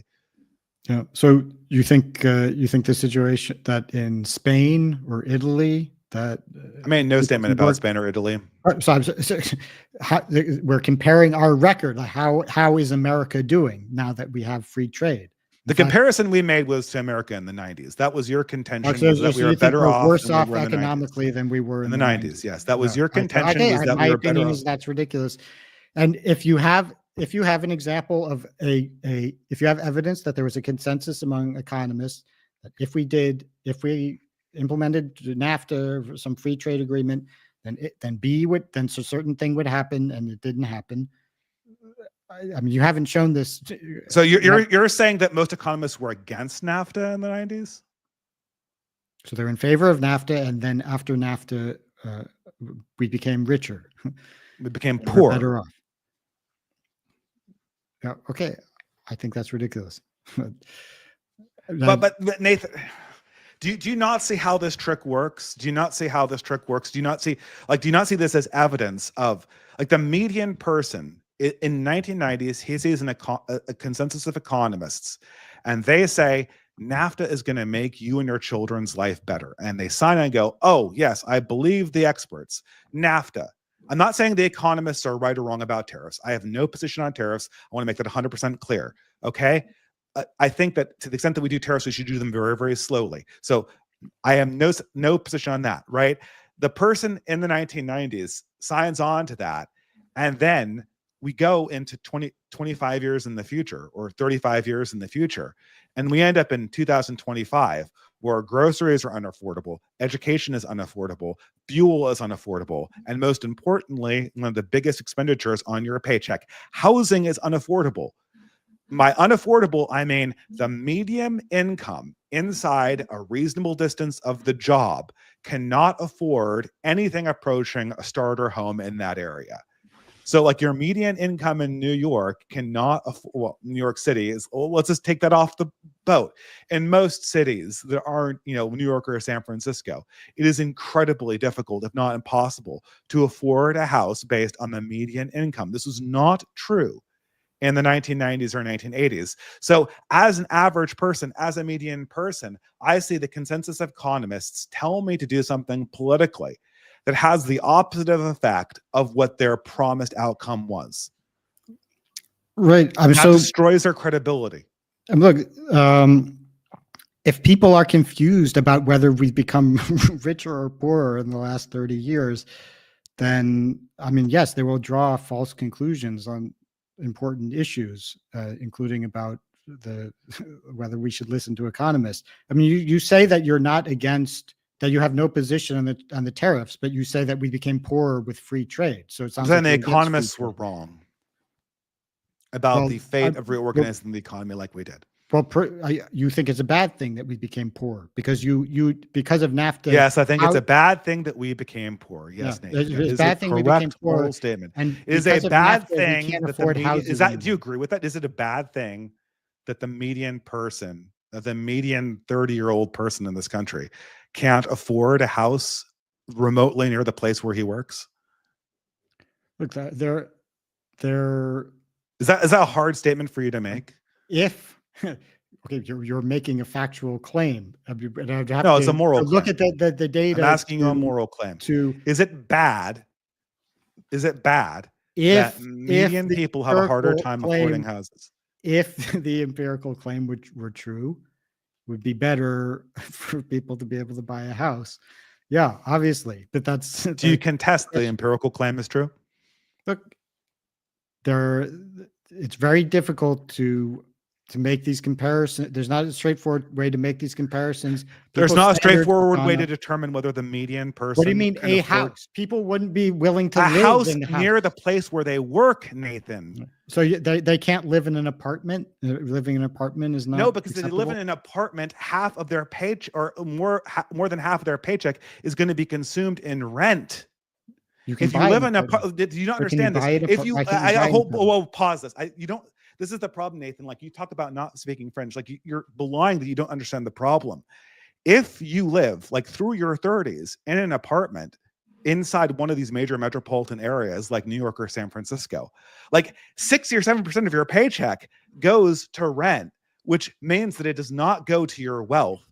If you are in the 90s and you have a similar median job and you're paying a mortgage, that mortgage is way lower than rent. So are you saying it goes to your actual family wealth? You want people to be able to buy a house in New York? They can't buy an apartment? No, I want people to be able to buy a house. A house in New York? No, I don't think that everybody should be allowed. You mean buy a co-op? You mean buy it like in a co-op, like buy an apartment? It's the same story. It's the same story. These things cost millions and millions and millions of dollars. They're way outside of the price range of somebody who would be able to work a median job in the location. This is demonstrable. I don't know. Look, there's a limited amount of space in New York. I don't think everybody who wants to live in New York. It's the same story in every city. I can't live in New York. I grew up in New York, but I don't think I have a right to just live in New York. I don't make enough money to live in New York.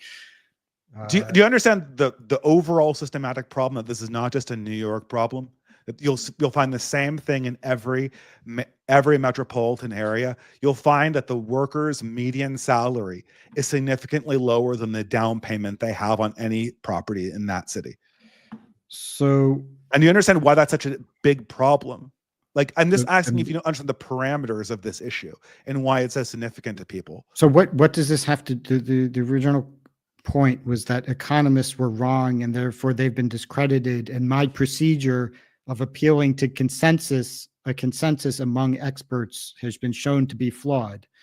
Well, there's two statements of this. The first thing is you understand what's there. We're kind of going back and forth on this. When I narrow down and ask you the very specific question about the current state of affairs, like, we could. So here's a possible defense that you could make that you haven't made, right? The possible defense is NAFTA made us richer, but something else happened from the outside that made us much, much poorer. And so we're poorer now, but to no fault of NAFTA. But the claim that you made previously was that we are richer, that the median person is more wealthy now in real meaningful ways than they were in the 90s. And that's the factual, the fact that we can't bottom out on that is what's stopping the conversation from going First, forward. we're richer. Now, with respect to that, with respect to some particular goods, like the price of eggs, which people are very emotional about, the price of eggs went up. Yes, we're paying more for, relative to 3 years ago or the 90s. Remember the comparisons to the 90s, not to 4 or 5 years ago. Okay. The 90s. Now, I said that on the whole, we're better. Our standards have gone way up. We wouldn't be willing. Most people, the median person today wouldn't be willing to live in the median apartment of 1970 house. But 90s, I said 90s, 90s, 70s. Yes. But I said that there is, to the extent that there's a housing shortage, and in many places there is a housing shortage, it's because of state regulation where you're not allowed to build houses. And this is certainly partially true. That is partially true. This is, well, you must know that there are very strict laws about building houses in California. No, I'm not contesting the fact that regulation contributes to it. And that has nothing to do with NAFTA. Okay, okay, fair enough. That would be the second. I said that 10 minutes ago. So you agree that the people are poorer now than they were in the 90s, but it was just no, I don't agree. I said. Fuck. Why did I report? So we're trying to bottom out on the reality of the median person's life before we determine what causes it. Do you see how that's working? Like, before we determine whether something else caused it, we have to figure out whether this is something that's actually happening. Okay, look, if the median person is richer, we could go through all the data, but my point about expertise and the consensus of experts. Okay, I'll say this very clearly, Nathan. If the consensus of experts tells me that the median person has it better now than they did in the 90s, then I'm not going to believe the expert consensus when it comes to tariffs. It's that simple.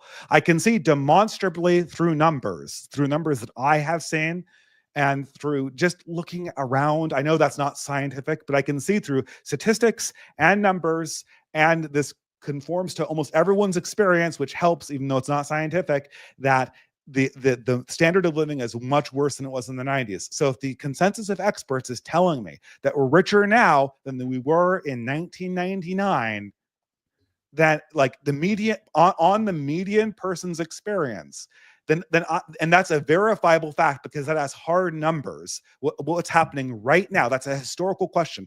If I cannot trust the experts when it comes to discerning a verifiable historical fact, then why should I trust those experts when they give me a projection about what will happen 30 years in the future? I mean, the economists were right, and they're right about the tariffs too. And so you'll see them being right again. So you can just wait. The economists were right about what statement? The economists were free right trade promote the relationship between free trade and economic prosperity is as well established as anything can be in social science. There's a consensus among economists that tariffs are bad and free trade is good. I work in machine learning. Okay, so this is how I do things. Okay, so let's say I have a system that's making predictions about the future, and I want to test that system. And I want to make sure that's A, accurate, and B, not lying to me. Machines don't lie. Well, maybe LLMs do, but machines tend to not lie. But let's say I want to make sure it's not systematically biased. What I do with this machine, and this machine is called the Expert Consensus on Economics, right? What I do to test this machine as an expert in machine learning is I take a problem that I know the answer for. That problem is the median standard of living higher now than it was in the 90s? The answer to this question is no. I then feed that problem to the system. If the system gets that question, that simple question wrong that I know the answer to, then I do not trust that system when it tells me about what's going to happen in the future. This is a very established way of testing truth-telling systems. Yeah. So, I mean, in terms of GDP per capita, purchasing power, in terms of everything that can be the standard measurements. Do you know what's wrong with GDP per capita? It is a way of measuring the strength of the economy. Doesn't measure well-being. I can explain what's wrong to you. It's GDP per capita is the total amount of dollars in the system divided by the total number of people. It does not tell me about the median experience of people. That's not the correct definition of GDP. But anyway, it's a strength of how much. But what is the how many definition? dollars are? Let's see how far away we're from. What's the GDP per capita? That it's a measure of economic activity. How much people had the government investment? Yeah, it's the dollars exports in the country. And per capita, what's the denominator now? The denominator is per capita, so it's number of people. So I was correct when I gave the definition. So the number of dollars. It's not the number of dollars. It's the dollars that are. It's measured in terms of dollars spent in the country, measured by the government's records. It is in dollars. It is in dollars. It is the unit is dollars. Yes, it's in dollars. Yeah. So it is a number of dollars then. Good Lord, like, what is this? Like, you tell me I'm wrong, and I said this is exactly why I'm not trusting this thing, because I gave a more or less correct definition. You're telling me that I'm incorrect. GDP is dollars per capita, is dollars per person. That is the unit of GDP. Okay, great. Okay, so you think that the GDP per capita is a measure of median wealth? It is not. I didn't say that. I wrote a whole Substack essay on this called Then why did you list GDP per capita when I asked you about the measure of median wealth? I said it's a measure of the strength of the economy. I didn't ask about the strength of the economy. The question that I put to the system was about median. Measure of, it's a GDP measures the strength of the economy, which is related to wealth. It's not the same thing as wealth. The question I asked you was not about wealth. It was about the median well-being. Lesotho or Madagascar have a low GDP per capita, and America and Denmark have a high GDP per capita. And that's not unrelated to the fact that the second two countries are wealthier than the first two countries, even though GDP per capita isn't a precise measure of wealth. Yeah, of course. So when you're comparing countries' wealth broadly, then you can use GDP to measure as a proxy. It is a very poor proxy longitudinally for the reasons that I just explained. The test question that I asked to test the veracity of economic experts was not to see whether they're a good truth-telling system. It was not can you report the macrocosmic wealth generation of a country. It was, what is your assessment of the median well-being of people in the country? I mean, look, I guess this is a fundamental issue. I mean, if you think that under the guidance of the technocrats and the expert class, that life is just getting worse and worse, and everything was better and people often say that the 1970s was the golden age. You're saying no one lists 1970s as the golden age, man. It's the 1950s, it's the 1990s. That's what usually Batya Ungur Sargon says 1970s was the golden age. She used that. It's the golden, and that was the high watermark of labor. That's probably what she's talking about, right? So she said, this is Batya Ungur Sargon said, back in the 70s, the majority of the GDP in America was in the middle class. That's kind of like the golden era when the economy was really healthy, yada, yada. Okay. So that's, there are plenty of other people who've made the similar statements like that. But okay, you say it was in the 90s, that was the peak. And that because we listened to economists, that everything went south. Now, I wouldn't say that. I would say that there are a variety of things that happened, but my only statement is that the consensus of economists, again, what I'm doing is I'm saying, how reliable is the consensus of economists? How do I test this? My test is I'm going to ask them a historical question that I know the answer to. That historical question is the median well-being of people in the 90s better or worse than it is now?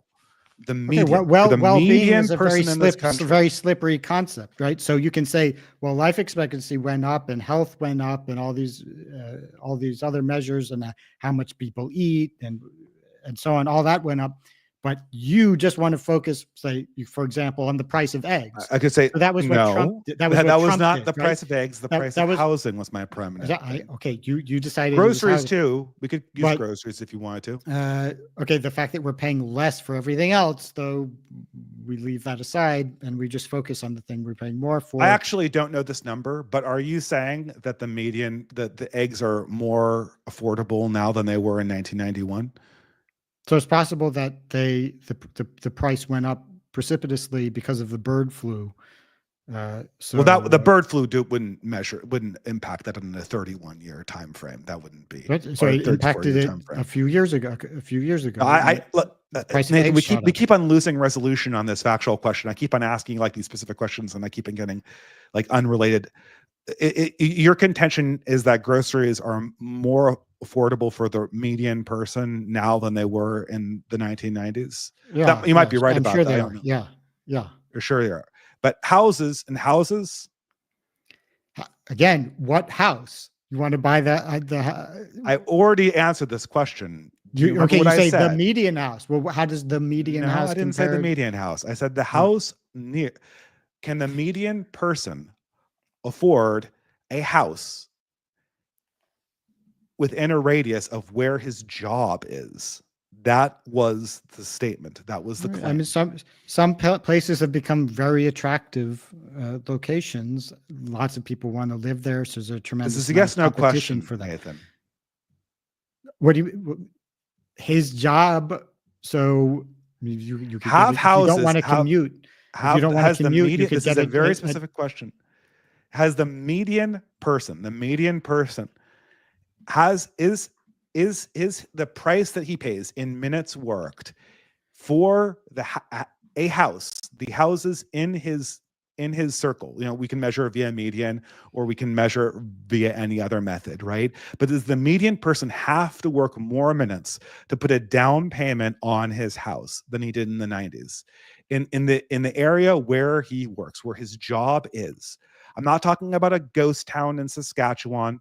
I'm not talking about a housing development in the middle of the Mojave Desert. I'm talking about where he works, where he needs to be to do his job. Where he needs to do his job.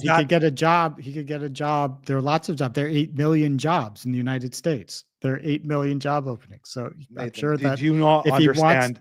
If he wants to understand the subsidy. If his goal is just to own a house and live a lifestyle that's far superior to that of the average 1990s person, he can find a job and get a house that's within commuting distance of that job. So your statement, on this question, your statement is that the median person has an easier time affording a house in terms of minutes worked for the down payment within a 2-hour commute distance of his job. That is an easier thing to do now than in the 90s. That's a very That's not vague. I've been so explicit. Esoteric statistic. It could not be more explicit than that. Look, I don't know. Do you actually have the statistic on that? I have statistics about median house prices on and that median specific salaries. question, because I've never seen data on. how much I'm inferring it from two statistics. One, job growth has been incredibly centralized over the last 3 years. Two, the median house down payment has skyrocketed relative to median wages. And three, the down payments have gone up and people are living in more centralized locations. Those three statistics, which I have seen, are enough for me to conclude that the answer to that question is that it was easier in the 90s. Look, People are more centralized, the housing prices have gone up, and the wages relative to the housing prices have stagnated. And you can look, metropolitan areas have statistics. And no, I combine that with a fourth statistic that I have seen, that if you adjust home ownership for age in this country and measure it longitudinally across the next 30 years, it goes down. Yeah. So anyway, so I think we both agree. We both agree that if the government would allow people to build more houses and apartments, then that's not the question I asked you. That may be true. That may be true. But before nobody disputes that. That's a future thing.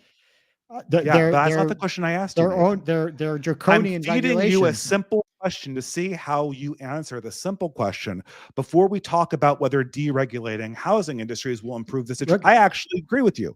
I agree with you that it would work, but I'm trying to ascertain the truth-tellingness of this system. And to do that, I'm taking a question that I do know the answer to, and I'm seeing if it gets to the right answer. Well, now, let's say economists said that NAFTA would improve the condition of people over the next 30 years. And 15 years into that prediction, the United States was flattened by nuclear weapons. Okay, the economists were wrong because they said that the condition would improve over 30 years. But now, so now they were wrong. This is the second case that I said, like, there was an act, NAFTA would have worked if not but for an act of God. And I conceded that that would be a stronger point than what was being made. But I said, let's just take a factual question about history. Let's see do you agree that the median person now has a harder time affording the house within the radius of where he works than in the 90s? Like, that's a factual question. I want to see how you answer that question, because this is not something we have to ask ourselves about. Causation is very hard to determine. What's going to happen in the future is very, very hard to determine. And what's even more hard to determine is how things we do now are going to cause things in the future. What is easy to determine is a comparison between things that we can measure, between things that have happened in the past.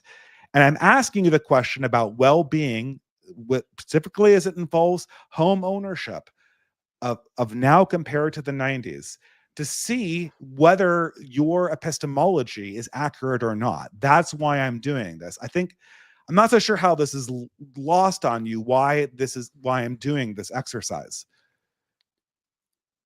Look, the price of some things goes up relative to inflation. Some things goes down relative to inflation. Do you not understand the thought experiment that I just laid out there? If you want to show that I'm wrong in my procedure of did you not understand the thought experiment? The thought experiment.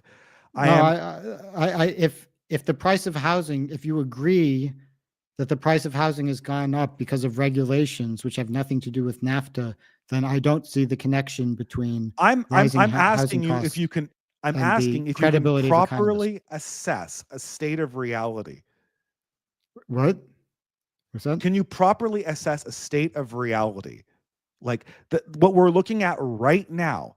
If you can't accurately describe what's going on right now, then I can't. Why should I trust you about the causation of a historical effect now or in the future, which is a much more difficult thing to do?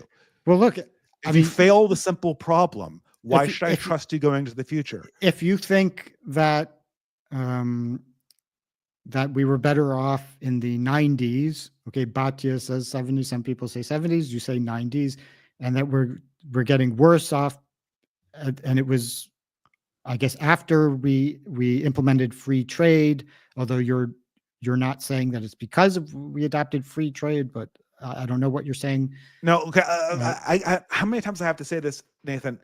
I'm trying to figure out whether the expert consensus or you even are properly ascertaining what has happened over the last 30 years, historically speaking.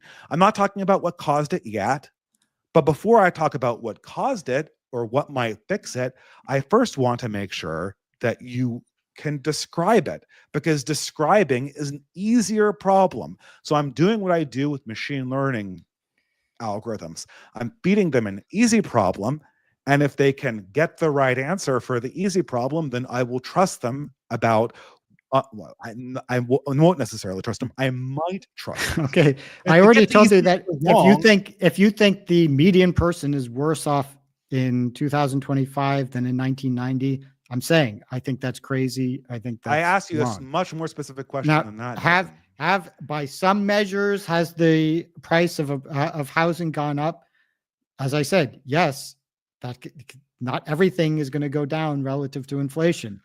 The lot of the median person is much better now than it was in 1990. About what measures are you using? In terms of what these houses are like, in terms of how many air conditioners and refrigerators people have. Air conditioners and refrigerators are meaningless if you don't own a fucking house. You don't need. I don't own my apartment. I live in subsidized faculty housing. I am sure you do, because you'd be very aware of the subsidy. Yeah, I can tell. I have a I, on the other hand, refrigerator. have been shopping trying to put down payments on houses. I assure you, this is a reality. Okay, maybe I've beaten this to death, but the problem, Nathan, is just this. Contemporary expert consensuses are just getting things wrong about reality, like the reality that's right in front of our eyes. And then they're expecting us to believe us when it comes to highly controversial projections about the future, and they want to lean back on their credentials. I will not believe any economist who tells me anything about tariffs if they cannot properly describe what has happened to the median prospective homeowner in the last 30 years. That is a test. I'm not going to believe the medical establishment once I know that it's lying to me. And like that's the problem with these epistemic systems. The epistemic systems, it's so funny because this is exactly where we should be looking at. I guess I'm kind of an expert in epistemic systems because I work in machine learning. The machine is generating bad results, and it's generating bad results in a political direction. We cannot ignore this when we're asserting its accuracy in the future. When it comes to Israel, I am very, very aware that the people who are presented to experts as me are overwhelmingly in favor of Israel, and they frequently tell lies in that regard. And the same thing is true for all questions pertaining to, Jewish interests. That's just a reality. I cannot not see that when I'm trying to figure out what's happening here. And so I'm going to look to people. I want the best experts. I want the most accurate people. I want the most degrees. But I want people who are critical of the regime of experts and who can explain to me how they got the previous things they got wrong. Not after they occur. Well, I guess after they occurred, they have to explain them minimally. But they also have to explain how these problems are going to be fixed. Our academy is now completely politically biased on all questions where it has a question, where it pits truth against politics. Politics always wins. I've seen it in global warming. I've seen it in the biomedical institutions. I've seen it in HBD. I've seen it. Oh, we haven't mentioned this one, the transgenderism thing. We had expert medical institutions commending treatments that are actively harmful to children. This is demonstrable. You can see this in expose reporting having to do with various pediatric clinics across the country. This has been an enormous scandal, and the people who should have been the watchdogs have done nothing to prevent this. When that's occurred, then you are going to have to tolerate people who push back against consensuses, because no one's going to believe a consensus in economics when they can't trust a consensus when it comes to pharmaceuticals. There's just no way. Well, not trusting the experts led RFK to contract a brain worm. I don't think Fauci has a brain worm. And how many people just did that last brain week, worm kill? just last week, RFK went bathing in a creek that's contaminated with sewage, and brought his granddaughter with him to swim how in many the creek. people? How many So people did that we- brain worm we- kill? So okay, so we can listen to more people like RFK and Joe Ivermectin Rogan. And Is the problem listen. RFK and Joe Rogan, or is the problem John Hopkins and Harvard? Okay, but we're conducting an experiment where now people like Joe Rogan and RFK and Cat Turd have increasing influence vis-a-vis the technocrats, and so we're running an experiment to see if organizing a society based on ignorance. Okay, I'm going to repeat my question. Successful. What is the bigger problem, Joe Rogan and RFK, or Harvard and John Hopkins? Right now, Look, the problems aren't one-dimensional. Harvard does. they are. I have because I have a beef with Harvard. I've written extensively about my beef with Harvard, but it's also true that Harvard does a lot of great work. The discussion now needs to be, how are we going to punish people like Fauci and people in Harvard and people in John Hopkins, not how we're going to control and punish Joe Rogan. Okay, so that needs to be the discussion. So we'll see. Do you think Donald Trump? By the way, I don't vote. Yes, you would agree that the Obama administration was a much more technocratic, expert worshipping administration than the Trump administration, right? I don't know how you'd measure that, but I guess sort of intuitively, I would say yes. Okay, so in 2014, the Obama administration instituted a moratorium on gain-of-function research, which was lifted in 2017 by Donald Trump. Now, I don't know if that's terrible. If that would have made a difference in Wuhan. Okay, great. Trump sucks. But the problem with the gain of function is that it did nothing to stop gain of function, because everyone in these institutions, like Fauci, like Harvard, like the journals that publish this stuff, did everything in their power to run around that. Okay, so anyway, we'll see if mob rule by ignoramuses results in a society that's less corrupt and richer and more well functioning. I predict that it will I am anti-democracy, so I don't know what you mean by that. I am I believe democracy is bad. So you're talking to the wrong person. Putting Cat Turd and RFK and Donald Trump in charge of the people who are supported by the right-wing podcast sphere, like including people like Joe Rogan and somebody needs to be put in charge of Harvard and John Hopkins that is not under their thumb with credentials. I do not like Cat Turd. I don't even really know much about RFK, but what I've seen I haven't really liked very much. I don't want to state an opinion, and I've never voted for Trump. Wait, I don't understand. What's it? You don't like my argument that we should listen to experts. Then who do you want to listen to? We need to have the experts under the control of some political body that is not experts. That is absolutely the case. That is absolutely the case, because the expert consensus always conforms to the same political biases. That is 100% what this is. What the virology community is not self-regulating. I don't. So it sounds like you also agree that we need to listen to the experts. You just want a different system for regulating the experts, which is basically what I want too. So I don't know what I have no idea what that system will have to be political. The thing is here is that there's going to be a political discussion over a variety of things like virology that occurs in the public square. That discussion will have more errors in it necessarily. But we cannot use appeals to experts to veto voices from this sphere. We could say, oh, hey, Dave Smith isn't the best representative of this point of view. Let's get Dr. Mersheimer on. That's legitimate. We can't say like, oh, don't listen to Dave Smith in this podcast conversation because like his position is the anti-expert position. There should be no pro or anti-expert positions inside a political conversation to the extent that they go on at all. Now, maybe you're of the belief that we should just get rid of democracy. But if democracy goes on, there has to be a public conversation. And you can't gate a public conversation with appeals to expert consensuses, especially when those expert consensuses lie, because that will corrupt the science itself through politicization, through the mechanisms that I've just shown.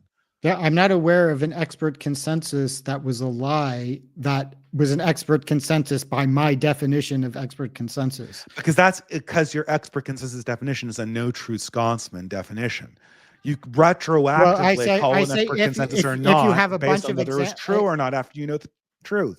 If you have a bunch of examples of experts admitting that they're lying, for example, as you have with HBD, if you have no, they admit they're lying. Yes, I have it. I have it in writing. So if I had them on the podcast, they would say that I was lying. They were lying. They admit publicly. Look, I have it. You can read the quotes. They say, and if you read the Slack channels from they said that in public. Josh, I'll give you an example. Howard Gardner, who is associated with multiple intelligence theory, said that even if, I think I'm quoting it exactly right, even if the bad guys turn out to be right scientifically, life is short and we have to make choices about how we spend our time. And that's where I think the theory of multiple intelligences comes into play. Okay, let's test this theory. Is the expert consensus lying about global warming? Go. Well, as I said, there isn't really an expert consensus on that. And if you read like the IPCC report, there is an expert consensus on economics, but there's not an expert consensus on climate change. It's been the way the alleged consensus has been misrepresented. I mean, what the original consensus was that there has been warming and that humans have contributed to the warming. And about that, there probably is a consensus. But that's not what's being debated in the public sphere. So the consensus has been misrepresented as we're going to die unless we become communist, which is what the leftists wanted to do anyway. But that's the consensus that's being projected, right? That's saying, I know. I'm not going to name them publicly, but I know very prominent climate scientists who said, I bet you anything that when you say that there is an expert consensus on tariffs, what the expert consensus is something that's much more like reasonable. Increasing tariffs will increase the price of televisions. That is the expert consensus. No, and I totally agree with that. 100% of serious economists, every serious economist in the world, even the ones who support tariffs under certain conditions, say that Trump's tariffs are stupid and will not achieve their aims. Maybe with Trump-specific tariffs, but there was a stronger claim being that tariffs writ large are bad. But there's basically a consensus about that. I mean, you have one or two crackpots. I said that in any large community, you'll have some crackpots. So the existence of a crackpot doesn't. But Nathan, that's exactly what people say with global warming. They say the consensus of scientists is that we need urgent action. Nobody says Richard Lindzen is a crackpot. Nobody says that. No, people say Bjorn Lomborg is a crackpot. People say that Michael but not Richard Lindzen. Richard Lindzen. So therefore, but all Bjorn Lomborg and Michael Crichton are doing is just taking Richard Lindzen's data and making it publicly known. Or Michael Crichton did. He died 20 years ago. That's all they're doing. Okay, but nobody says that about Richard Lindzen, and therefore the consensus is resisted by. Do you not understand how? But the public doesn't see that, Nathan. The public doesn't see that. Well, maybe they didn't read my essay and absorb my lesson. If I can't be responsible for that. Me, PhD person works in epistemological field of machine learning. I can't apply your lessons. Okay, but your interpretation of my essay was this is Cofnas's defense of the experts, why we should just trust them again. So no, my interpretation of your essay is that I have a standard about who counts as an expert. Okay, but you understand that I was just quoting what you wrote, right? That was not something I made up. I was just quoting you. That we should trust experts more. Yeah, that we should trust. That's not what you said. You said we should just trust them again. That's what you think I argued. Yeah, so that is what you argued in this talk. That's not that the standard that I'm disagreeing with is that you can identify what is an expert by your standard, by some objective criteria. And my assertion is that you cannot. That this is essentially a post hoc practice. You figure out who's right, and then you label the people who are right experts. In hindsight, as they got I it said, wrong. They weren't real there are experts who I disagree with and I think are wrong. So what you're saying is just demonstrably incorrect. I said Scott Horton, I think he's wrong. I think he's a jerk.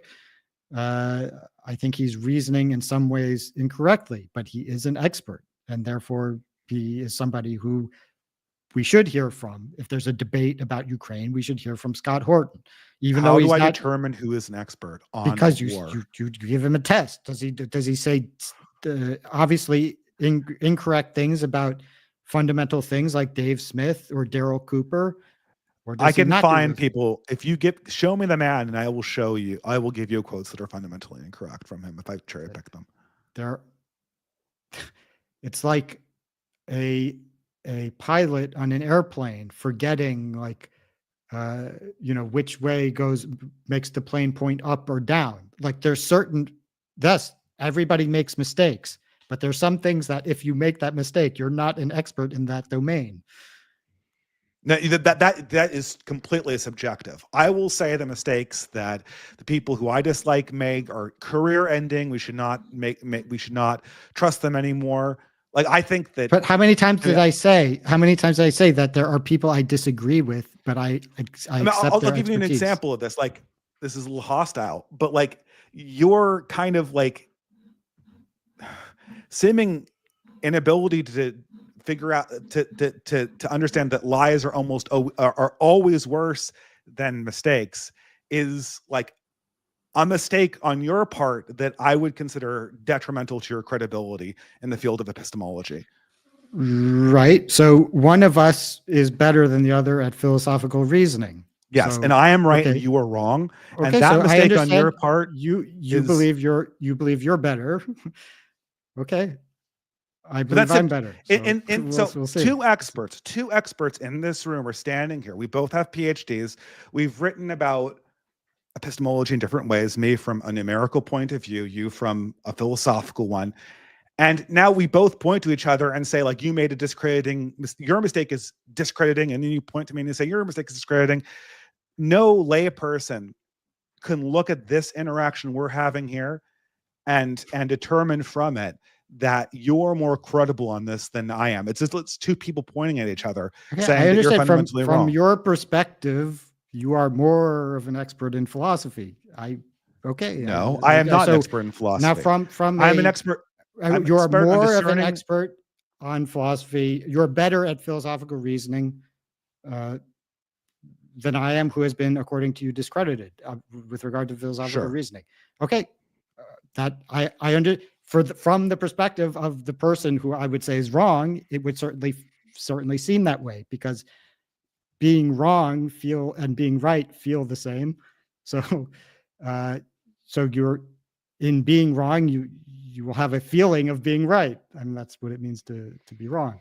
Yeah. So okay. So what would, like, let's say somebody who doesn't fully follow our conversation was trying to figure out who to trust with respect to philosophical reasoning. I don't know. They could apply some heuristic. Well, look, I mean, the number one thing is, for me, lying is the number one enemy of epistemology, not errors. Systematic bias lying is what is going to hurt you the most. As I explained, to say that something A is better than B, I said, is a meaningless statement unless you specify a standard of evaluation. And this is for something that appears not to have registered with you. But I mean, this is something that people who are trained in philosophy would not consider a difficult point. I cited my standard. What? My standard for saying it's better is that as a human, if you trust people who have a demonstrated track record of lying, you are going to end up with worse outcomes overall in the long term than if you are a person that occasionally trusts people that have a habit of being wrong in a random direction. And this is a This statement I am making is based on mathematical understandings of how errors occur. If I put my trust in something that's dragging me in one false direction, then I'm going to be much more wrong over the long term than if I put my faith in something that is kind of experiencing a Brownian motion of inaccuracy. This is the reasoning for my statement. And this is the reason also, Nathan, that every journal you ever published in will punish you more for a lie than they will for a mistake. Show me one journal in the entirety of journal. I want to see the journal that will punish you more for publishing an error than it will publishing an actual deliberate lie. Okay, so I guess the only conclusion is that, well, if Brett Weinstein goes on Joe Rogan's podcast and tells you to treat your cancer with ivermectin, then who knows? Just maybe at least he's honest, right? People are right to choose honest mistake makers over lying, accurate people. Yes, that is a correct. If they have made that decision, they have made the proper game theory decision in a context of decision makers. Yes, that is why your journals also use the same heuristic, Nathan. That's why they do this. They are making the same assessment as all the journals you have ever published in your entire life. They're saying, I know Joe Rogan is inaccurate. I know he's kind of a kook and a crackpot, but I think he is honest. Fauci probably nails his facts, but he's lying to me. And in that trade-off, philosophically, or if you want to appeal to game theory, you can also do it that way. You are always better with going with the random Brownian error than you are a system that deliberately and concertedly lies to you. That is not an opinion. That is a fact. So if Brett Weinstein says to treat all diseases with ivermectin, and Harvard Medical School says you shouldn't do that, but Harvard Medical School lies about HBD. They lie, and they lied about COVID, and they lied about a bunch of other stuff. So Brett Weinstein says treat cancer with ivermectin, and Brett Weinstein says that if you're recording equipment, for the record, I think that ivermectin that Brett Weinstein is wrong on that. Okay, so Brett Weinstein also thinks that when his sound equipment wasn't working, he concluded, he said he applied scientific reasoning, and he concluded that because he had unplugged it and he'd restarted it and updated and everything and nothing worked, scientifically, the only possible explanation was outside interference. So these are all like stupid mistakes they made, right? Like, okay, you're listing off a list of mistakes. Sure. So he covered his microphones in what his wife described as tinfoil hats. So he covered them with tinfoil to prevent the malicious actors from interfering with his recording equipment. So how does this apply to our previous disagreement where I said that lying epistemological systems are worse than error? I don't think he's lying. I think he's just that dumb. So, but he's not lying. And Harvard Medical School, it does lie. So I guess, according to you, we should just ignore Harvard Medical School on anything related to health and listen to Brett Weinstein talk a bloviate about whatever it is. No, we already determined what we should do. What you should do is you should listen to Harvard Medical School on all issues that are not political. Once it becomes political, though, I don't trust Harvard Medical School at all. You're right. Yeah, once it becomes political. Yes. Their politics, I mean, outside of like, even in pure mathematics, there are debates about like priority for discoveries. I mean, I mean politics as it applies to the culture war or the power war, depending on what they're same thing. Yeah, I mean, all medicine is politicized. I mean, RFK it's politicized that he wants to treat everything with, whatever it is, eating raw meat or however he got the brain worm, or I mean, why does he say that, right? why is the raw meat stuff, like, why is people taking this credibly? Like, there's a story behind this, Nathan, right? The story behind this is that the reason why people don't trust the FDA when they come out with dietary recommendations is that for my entire life, the FDA had this thing called the food pyramid, which was complete bunk.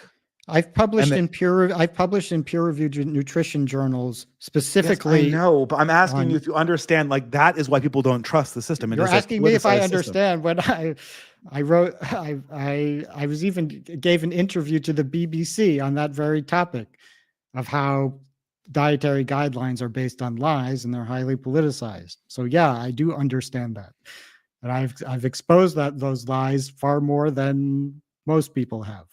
Yes, but the point was not a personal attack on you, Nathan. The point was to explain why people. So every time you say, well, why aren't people trusting the experts on X, Y, and Z? The story starts with the experts politically lying to them. So I've written people like, are behaving how many papers like about exactly journals that? would behave. Like, the people who you're criticizing are behaving like the journals that you and I have published in. They're saying, oh, wait, I have an incoming paper from this guy, but this guy has already published like things that I know not only to be not true, but to be deceptive lies that they didn't even believe were true at the time they published them. I'm going to kind of take those papers with a grain of salt. Their credibility is lessened. They're doing the exact game theoretical calculation that every journal we have ever published in does when it comes to exposed lies. Well, as I said in the essay, there's a reason people lost trust in the experts, and I kind of make fun of Douglas. And it's justified. And people justified to have lost faith in the experts? Yes, they are justified, correct? That's why I also am skeptical of the experts. That's why I said we need to think more critically about experts and not just accept whatever somebody with a PhD says. The next step has to be, we have to purge the academy. That we will never, if I went to somebody who was on ivermectin, right? I can't say like, well, a consensus of nutritionists, blah, blah, blah, blah, blah, blah, blah, blah, blah. Like, if I said that to, I'm kind of an anti-ivermectin person, personally speaking. I would like walk them through my reasoning and why I don't think it has these benefits that they attribute to it or whatnot, right? But I would never in a million years appeal to the experts because they have no reason to believe experts on the subject of dieting after what the experts did to them in this field for the last 30 years. That's probably true. Like I said, I mean, why are we pressing the consensus button when we know that when people, then why are we expecting people to trust the consensus again? If you want people to retrust the consensus, you have to purge the academy. That is step one. You can't skip that step. If Fauci is not in jail, then I have no reason to trust virology. I don't know. He got a pardon, so he's not going to be in jail. Well, that's very convenient. Are there people under him? Why don't you put them in jail? I wrote a Substack post for Heterodox for Dorian Abbott's Substack. 9 million people are dead because of COVID. It was covered up and it was created by the medical establishment. Is anybody in jail for that? Answer, not to my knowledge. Not after all of that, there's no way I'm going to trust expert consensus or appeals to expert consensus on a politically controversial issue that is less hard than biomedical science. So yeah, I'll trust experts on the Higgs boson. Yeah, because it's not political and it's harder than virology, right? I am going to have to see an actual piece of data about the predictive effects of tariffs on a system. I am going to have to say an actual piece of data on that and an actual argument. You will see. America has already become poorer and less powerful, and will continue to do so. Yeah, are we poor in the same way that in the 90s we were poor, or are we poorer in actual meaningful ways? Look, if people actually go back to being as poor as they were in the 90s, they're not going to like it. So. Well, but this is exactly why, I tried to test people by making them repeat facts back to me about the state of the 90s compared to now. That's exactly why I'm trying to prime this truth-telling organ. If you're talking about an active war situation like Israel and Gaza, you should basically just trust nothing. Like, your error bars should be so big under any statement that it should basically comprise all possible states of the universe. This is what's called like the fog of war. The people in the war can't even tell what's going on in the war. The people commanding the soldiers in the war can't even tell what's going on in the war.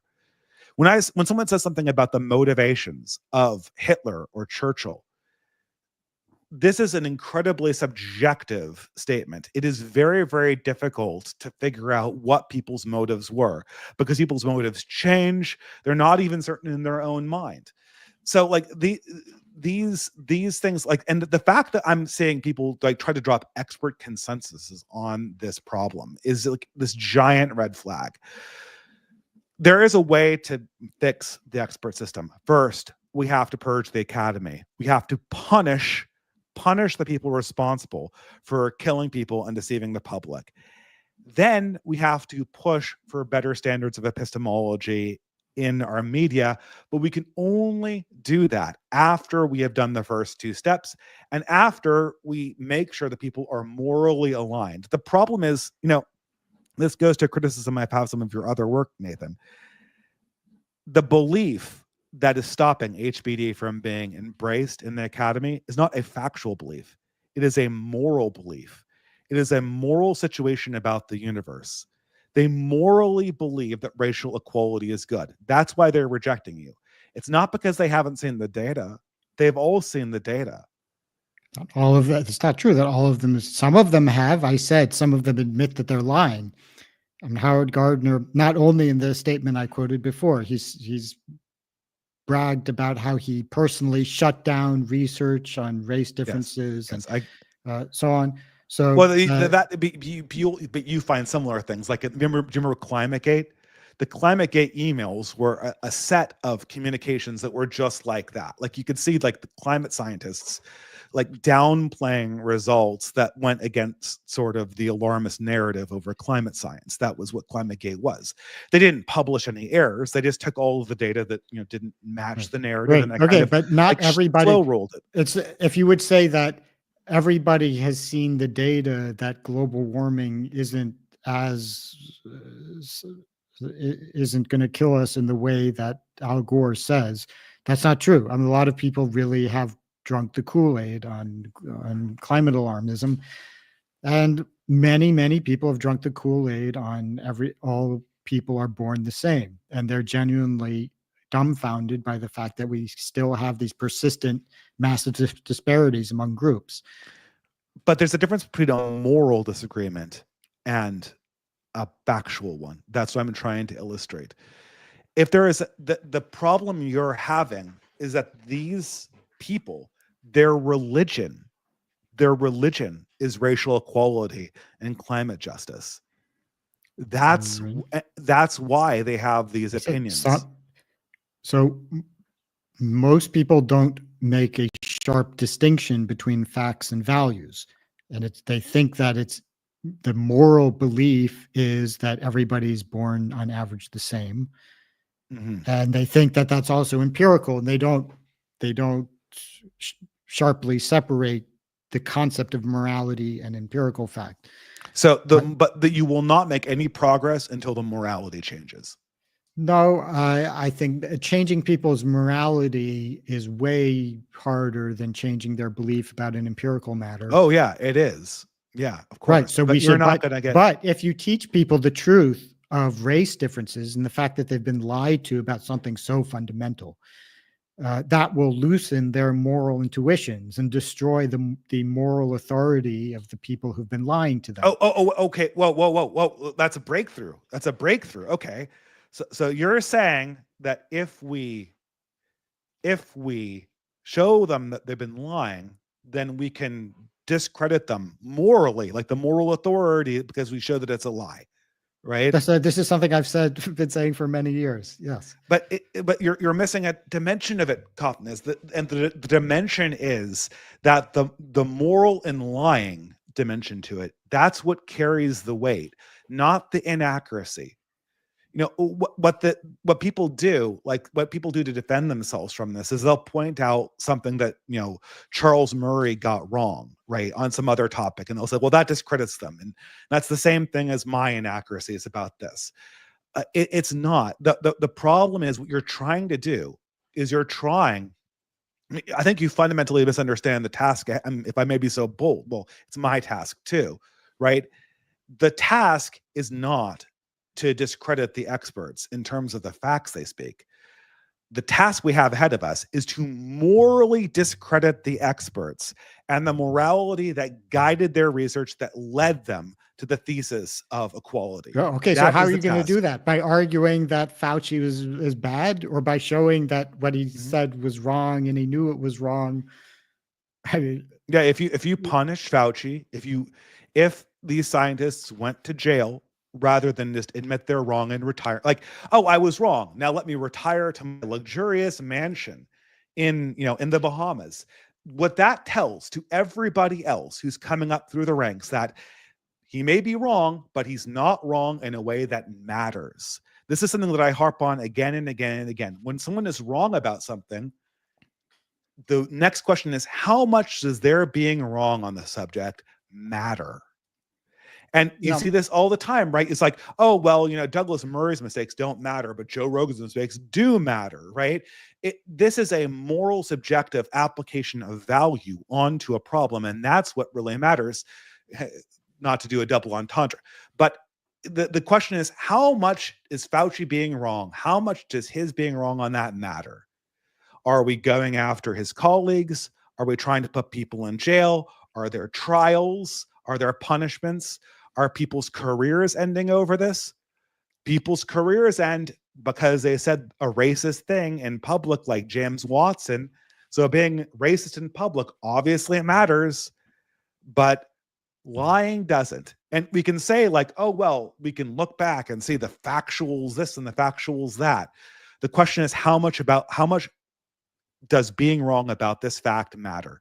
And the pattern is, every time you lie in a progressive direction, it somehow doesn't matter.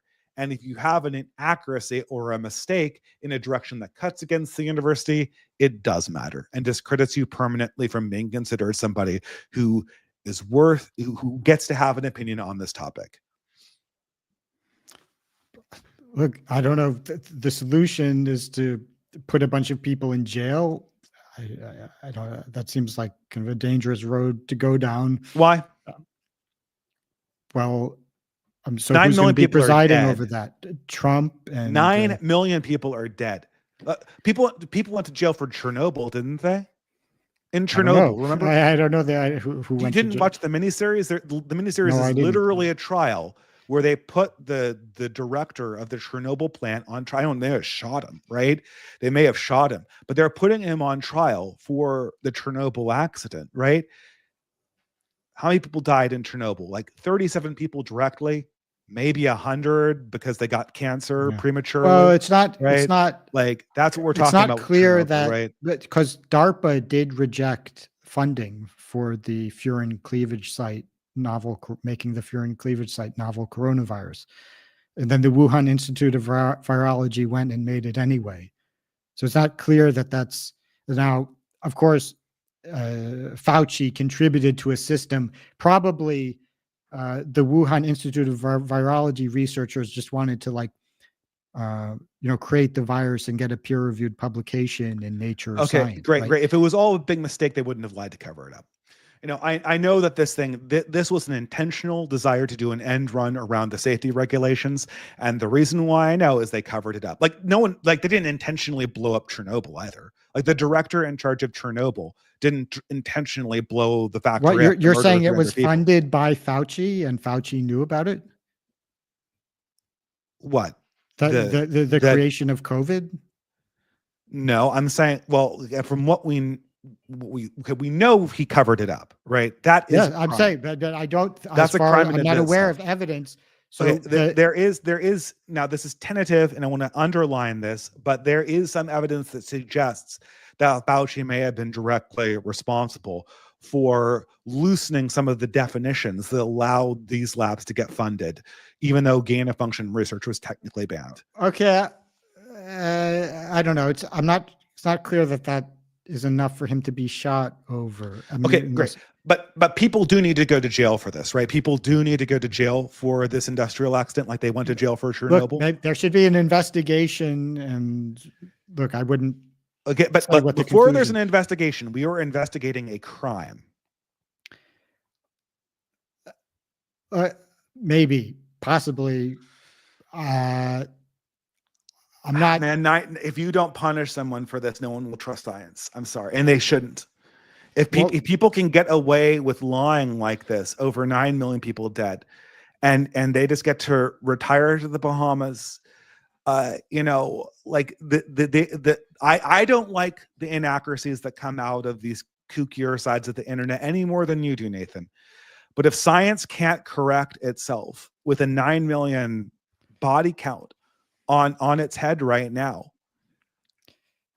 you would be irrational to trust. Obviously, there should be a reckoning for what happened, whether that needs to take the form of legal penalties for Fauci, which isn't going to happen because he has a pardon.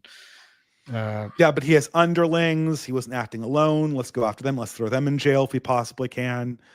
That is what we need. We need to purge this system. And we need to know, we need to let them understand that there are consequences for lying.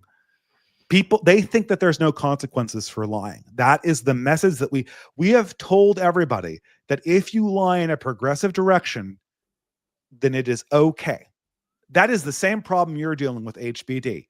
The people who are going against you about HBD, they think, well, if I'm lying for a moral reason, then it's not really that much of a lie. But if I make a mistake about an immoral thing, then it ends my career. Guess where everyone lands? Uncertainty. That means that the system will always pull in one direction. The morality implicit in the academy, which is egalitarianism, will pull the academy epistemically in the direction of ignoring all countervailing evidence. Yeah, well, rather than trying to put a bunch of leftists in jail, I mean, my favorite strategy is to create a right-wing elite that would actually be able to compete with them and then retake institutions. But that's impossible because, I mean, mainstream conservatives reject hereditarianism, and therefore they're not able to formulate an alternative philosophy that can attract elites away from wokeism. And so you're left with, a bunch of, emotionally disturbed people on Twitter, the cat turds and idiots, and then also kind of the mainstream conservatives who accept the equality thesis and are too dumb. That is where the problem is. But the equality thesis is not, well, as you use it, you think the equality thesis is a factual thesis. It is not a factual thesis. This is a moral and religious thesis. That is what conservatives accept. If you want an alternative elite to actually take on the academy, you have to stare at the moral liberal presuppositions of the university and say, those are evil and stupid and need to be done away with. And we need to have a new moral system guide a new university, or just take over the existing buildings, although that's much harder. Well, I mean, in my proposed plan to retake academia includes getting rid of vast numbers of people, because it would be simply impossible to reform academia as long as you have these people on campus who are we're just hired to be woke activists. So they need to be gotten rid of and then replaced with. But the thing is, the right has given up on retaking the institutions because well, how are you going to fire? You're talking about firing like half of the university. So you'd fire, I don't know if it's half the university, but you have to fire very large numbers of people. You have to fire all the admins. You have to fire numerous departments entirely. Like, right, but the thing is, there's nobody. You have to fire like all of cultural anthropology. That all has to go. If you took all the top scholars, like serious top scholars on the right in the United States, I don't think it would be enough to staff a single university. You're right. Yeah. Not a single. So the idea that we're going to retake academia is absurd. Well, And in so fact, are you saying that it's physically impossible to retake academia, or because yeah, you're right. not with the such low human capital. Yes, it's impossible. And But low human capital, the human capital is not. I think we both come from harder sciences. It seems, although your philosophy, I know your undergraduate degree is in science, right? I am kind of science, but technically I'm an engineer, but it's like I do proofs and math, so like that's hard, right? Like the people who make up the university are not bright people. They're really dumb.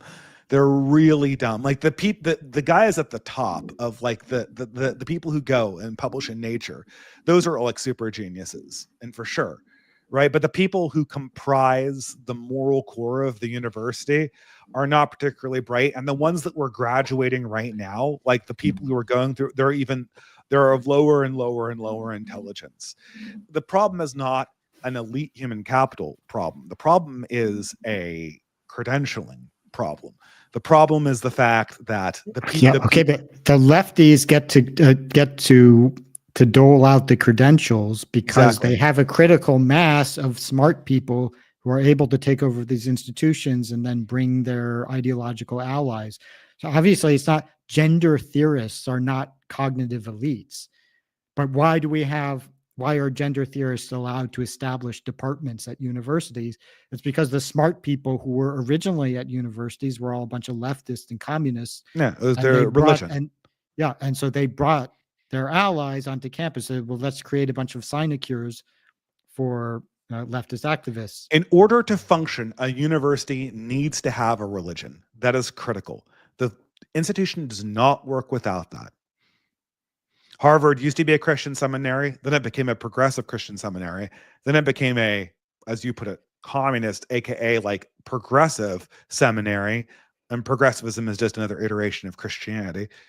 And now it's woke, which is another iteration of progressivism, right? Know, like Harvard has always had an ideology. The institution does not work without that.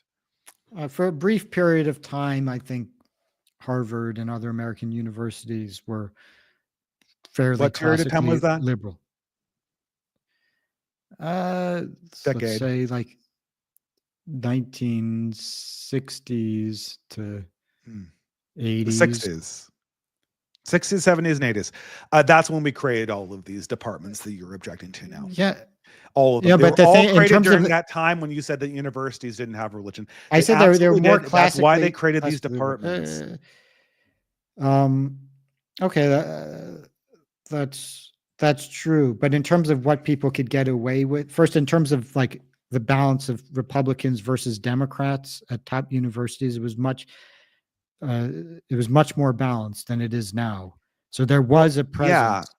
Yeah. And in terms of what people could get away with saying on universities, it was class. It wasn't perfect, and they definitely leaned left, but there was the right had a real presence on campus, and they had enough influence that they could secure. Well, but because they had a bunch of old people there, right? They had a bunch of old people there. The conservative presence at Harvard were all of the old school people that still held the older version of the ideology, and the ideology was moving forward. Right. So now, currently, 2.9% of Harvard faculty identify as conservative, and I'm sure they're all like old. They're all old. I lived in Princeton. No, I lived in Princeton. I went to church and I sat right next to Robert P. George. Right. That is like, he's like the conservative guy at Princeton, right? But it's one guy, and he's like in his late 60s, early 70s. Right. This is, or maybe he looks older than he actually is. But like these are the old guys. The old guys are the conservatives because they don't hire new people, right? And during the golden age that we're talking about during the 70s, that's when they created all of the woke stuff comes from the 70s. It was all created during this golden age. So the golden age it wasn't my term, but it was golden. I'll say it was golden relative to what it became, which is, I mean, there were whatever it was, like 1 out of 3 faculty were conservatives or Republicans. I mean, it's and now it's, Republicans are outnumbered at some places like 120 to 1 or 40 to 1. But it's obvious why. Like, you can't get into universities unless you're a progressive. Like, you can't get onto tenure. Yep, that's right. Oh, so, but how do you fix the problem then? Certainly not by entering in universities. Well, so I say there has to be a hereditarianism, and acceptance of hereditarianism has to be a part of an intellectual movement on the right that can actually compete for the elites. But otherwise, the only thing that we can do, if we don't have hereditarianism, the only thing we can do is what Trump is doing, is just try to destroy the universities. That is the only thing you can do. What is hereditarianism going to accomplish? They'll admit it behind closed doors, and then publicly they'll profess they love diversity and inclusion. That would take all the wind out of the sails of the woke. That is the source of their moral energy. Is this idea that they don't have to admit it publicly. Like, they're just going to say, "Oh yeah, behind closed doors." Yeah, you're right. Even if it's behind closed doors, the moral passion of the Zoomers and millennials stemmed from their belief that somebody from the Congo and somebody from Korea are born on average exactly the same, and it's just environmental forces that have caused one country to be different from the other. And so but you must have tried this though, Nathan, right? You must have. I mean, I certainly tried this. You go to one of these Zoomers and show them, like, Nicholas Wade's book. Like, what happens to that? Oh, I guess I'm wrong. Virtually every Zoomer, maybe literally every Zoomer on the right that I ever met is full-blown hereditarian. It's common knowledge among Zoomers on the right, though. Right. Okay, but that wouldn't have been true of millennials, of older millennials. It's not quite true of older millennials. They're coming around. It was becoming true among younger millennials, and it's totally true among Zoomers. There's been a big change, and it's only like the National Review boomer gatekeepers who are preventing a real discussion of this. But once they're replaced, this issue is going to become a lot more prominent because. But Nathan, what the Zoomers that are going into the academy are not the Zoomers that are getting, like. Yes, I'm not saying they're going to the academy. They're not going to. Nobody on the right is being hired by the academy, but the right is going to, and right-wing institutions like National Review and so on. I think National Review is going to fold, so that's probably the answer. Okay, yeah, probably, but whatever replaces National, I mean, the website will probably continue to exist in some form, right? Yeah. So obviously, it's a totally complete waste of time. But right-wing institutions are going to be staffed by people among whom hereditarianism is common knowledge. Yes. So there's a certain point at which it's not going to be a secret anymore. And none of those people will be experts because they won't have the credentials. Right. I mean, I've said many times that expertise doesn't equal credential. You can have expertise without a credential or vice versa.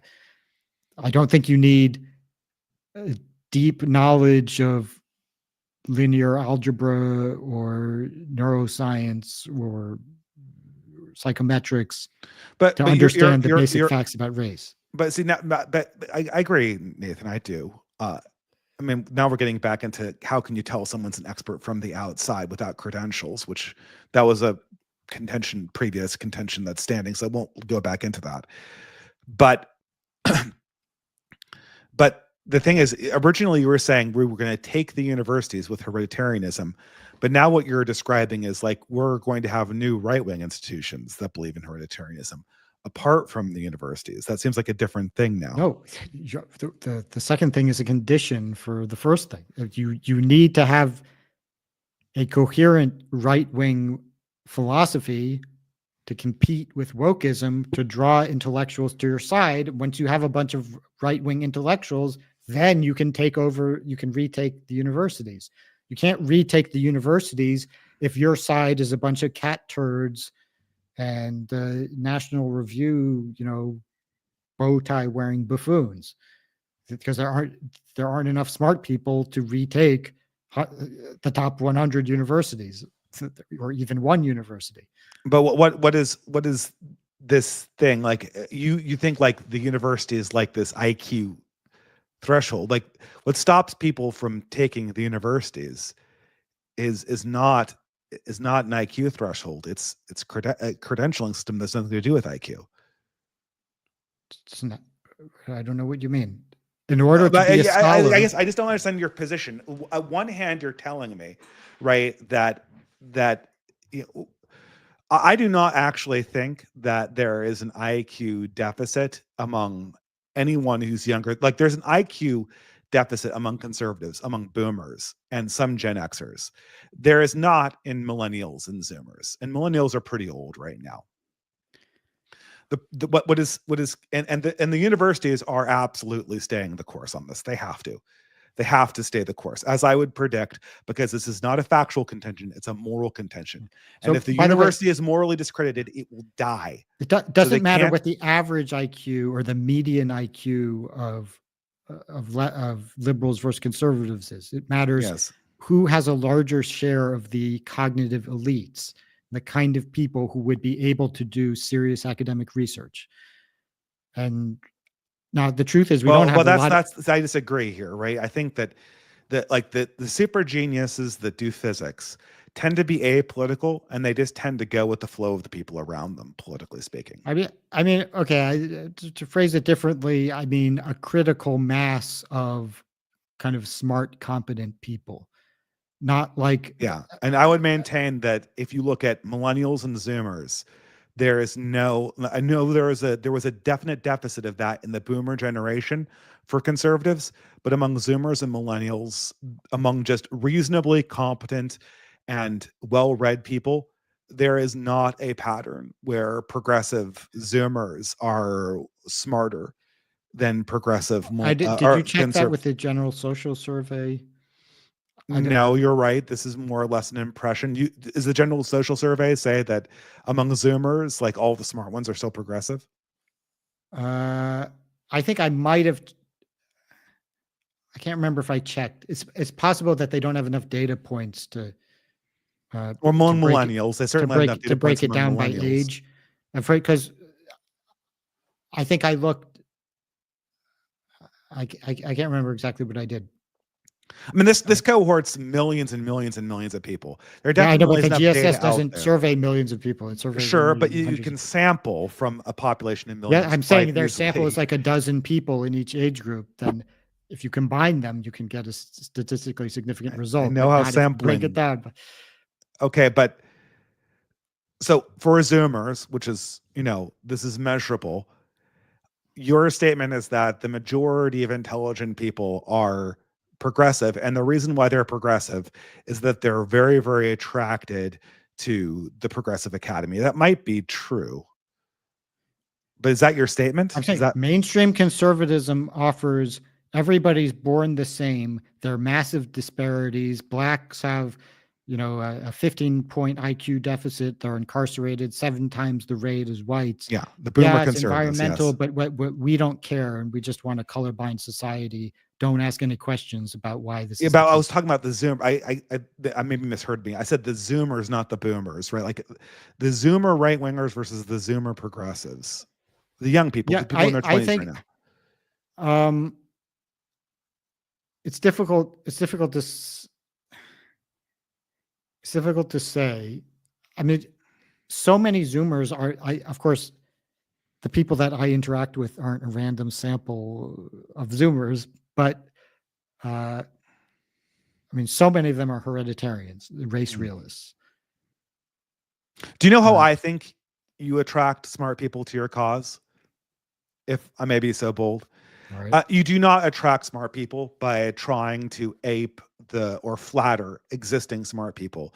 You attract smart people by putting up a moral banner and say, we are on a crusade against the corrupt establishment of experts. And we are fighting in the name of truth against these people who are absolutely lying. That's what attracts young people.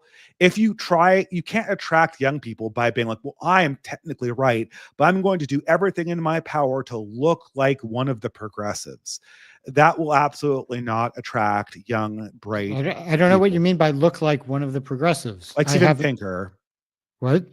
Steven Pinker was somebody who admitted human biodiversity throughout his career, but did everything in his power to look and act and, speak the bromide. He basically completely embraced the moral perspective of the progressives, even though he admitted HBD was true on the side and in the margins of his books. And there are thousands of people like that, right? You do not attract a young, intelligent, vibrant people to your side by flattering the moral preconceptions of the people you're trying to supplant. You build a young, energetic base of people by denouncing the moral rectitude of the people currently in power and saying that you deserve to be in power and not them, and they deserve to be punished for their lies. And the modern academy does need to be punished for its lies. Punished, not corrected, is essential here. Well, okay, so punishing them just is like what Trump is doing. So just destroy the academy.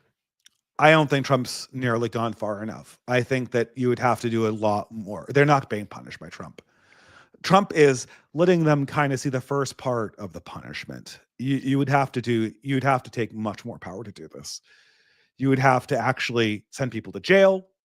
You would have to actually fire people from their positions at universities, even though they have tenure, strip them of their tenure and fire them. Howard Gardner go to jail because he lied? Noam Chomsky, he's another one. He said openly that there are maybe correlations between race and intelligence, but this is of no interest except to racists. He admitted the fact, and then he denied the moral importance, meaning that the fact didn't he's the most influential academic there is out there. Publicly admitted the fact, denied its importance. You see how that works? You can admit that you're wrong as long as you admit that what you're wrong doesn't really matter. But guess what? Joe Rogan, when he's wrong, that fundamentally discredits him for all time. Right? He should not be in the position he is because he made some mistake or the other. Right? Well, it's the moral importance we place on the facts, not whether they're right or wrong necessarily, that determines who's the expert. And if you want to unseat the experts, you have to go after their moral authority, not correct them on facts. And what happens to people who are totally morally discredited? They are punished. That is how everyone else knows around you that they are no longer moral authorities. It's because they're punished. You can see them getting punished. Okay, James Watson didn't go to jail, right? He was but he was seen to be punished. He was punished. He was certainly punished. Okay. Everybody who saw James Watson at that time knew that they were watching a man be publicly humiliated and punished. In order to unseat the modern academy, you need to go to all of the Noam Chomskys of the world, all of the Steven Pinkers, all the people who admit it up front, but then do nothing to correct it and say everyone else is a racist. And you need to punish them. You need to strip them of their titles. You need to have them disinvited from their dinner parties. And you need to do that to everybody also in the medical establishment that covered up from COVID. This is what we're talking about. This is what an actual moral revolution that could retake the universities would look like. If it's anything less than that, they'll do what Noam Chomsky did in the 90s. Oh, sure, you're right, behind closed doors. But anyone who says it publicly is a racist. Okay, but it sounds like, do you think that's actually going to change people's minds? Because what's actually going to happen now that Trump is attacking the universities is he's just solidifying smart, educated people's identity as leftists and wokesters. Trump attacking Harvard is not going to make the physicists and mathematicians and psychologists at Harvard stop being woke. You're correct.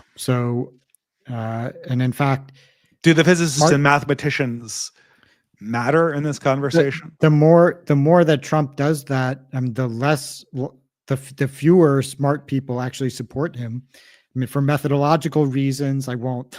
I mean, I guess I shouldn't include myself. I mean, I voted for Trump 3 times.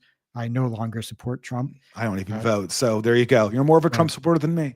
Richard Hanania voted for Trump. Now he doesn't. He says it was a mistake.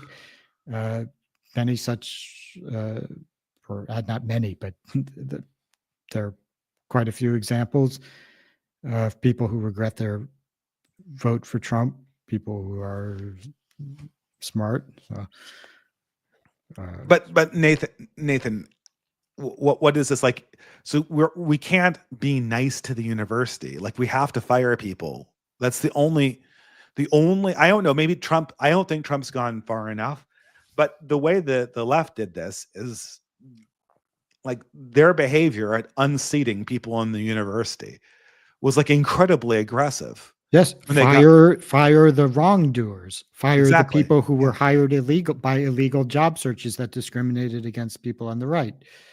Fire people who were hired just because of their race, which is illegal. I mean, there's good legal justifications for doing all of that stuff. But what's actually happening is just the universities are being destroyed. Well, they need to be. You need to purge. All of those purges I mentioned need to happen. If you don't, they're wiping away the innocent along with the guilty. Well, that's what war is, right? That's what war does. War has these casualties. Now, look, I think you need to do much more. I think the only solution eventually will be to build institutions in parallel. I think the universities are in some ways way too far gone. And we can't. What institutions is there? Is there even like more than one case of 2 people on the right, on like the dissident right, working together and it not being like a scam or degenerating into infighting? I just came back from a conference where we organized like 200 people into fraternal society, so I'm the wrong person to talk about this. I have multiple organizations that I'm running that have besides like a dissident right organizing. So there are many organizations that are coming up. There are political organizations, not academic ones. But I don't know. Like the plan has to be to morally attack the universities, to undermine their moral credibility. If you don't do that, you're not doing anything. You're still doing what Steven Pinker and Noam Chomsky did before, right? And, if you're going to do it top down, like Trump did, you are going to have to fire an enormous number of people that are in almost all soft science disciplines, and then try to make new departments and replace them. Yep. Replace them with who? Whoever you want to. I mean, so conservatives have founded some of their own universities. So they have Liberty University, Hillsdale. They have some centers that they've created at red state universities. They're teaching, great books programs, Aquinas. I mean, first of all, the universities need to be like about half as big as they are right now. Sure. There's that. The vast majority of universities should cease to exist because they contribute nothing. What if we just fired everybody who didn't, align to a new moral perspective? Like if you were a king, like a king came in, like he just disbanded Congress, I am the absolute dictator. And so I'm just going to fire everybody in the university system who doesn't align to our new way of doing things. You could get rid of half the universities. If I were a king, I wouldn't fire everyone who disagreed with me. You'd fire the universities I'm talking about. Like I'm not saying like every single thing you say, right? But you have like a new moral perspective comes into being, a new kind of religion to replace wokeness.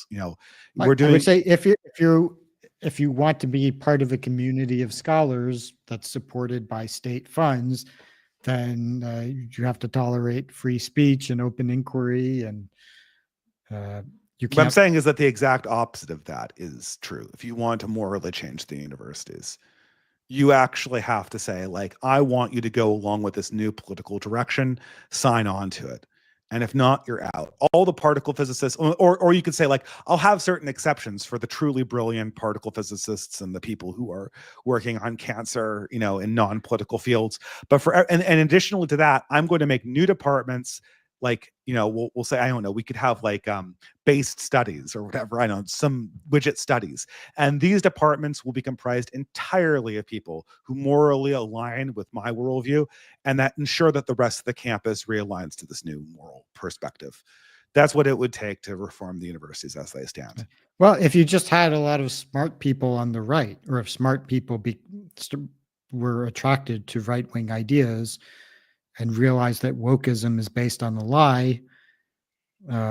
And you don't think that's happening currently in the Zoomer generation? But as I said,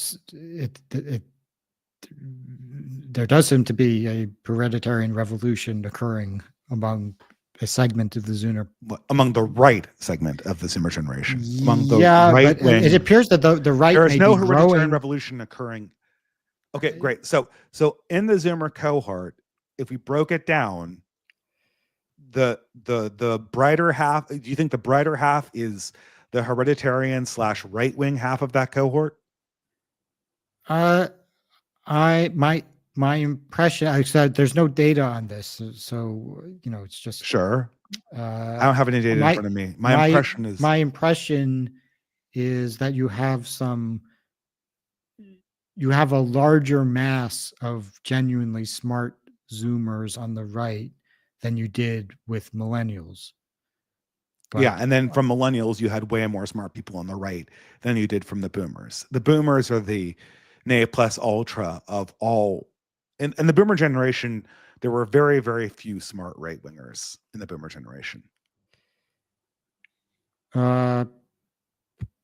I'm speaking statistically, so it's still millions of people, but it is a trend that has been going down. I agree with that. I think the dividing line was when high-speed internet became ubiquitous, and therefore knowledge of race differences became available. I think that was.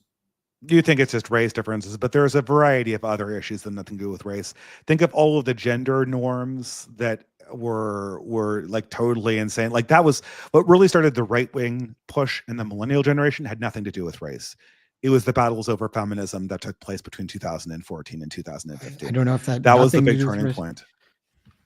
I don't know. I have my intuition, but I would be interested if there's some data that could adjudicate between there is. If you look at, I mean, you can see the opinion polls among young people really split, and the hot button issues were all the ones having to do with feminism and gender back in the day. That was the real turning point on the internet. It later on, race became more of a thing about 4 or 5 years later, but the emergent one was all on the social issues. I don't know, but just in my experience, the right-wing Zoomers all know about race differences, and they understand that why. And the people who understand the Zoomers who understand race differences, are they the smarter part of the Zoomer generation? Who actually understand it? I'm not talking about like Groyper Twitter trolls. Okay, so there's a section of the Zoomer population that understands race differences, and those are obviously the right-wing half, right? Is that half contain more of the high agency, high intelligence individuals than does the half that does not understand race differences inside the Zoomer cohort? I'm asking you to guess. I know you don't. I'm asking you to guess. Like, I'm asking you to give an educated guess. My impression is yes. It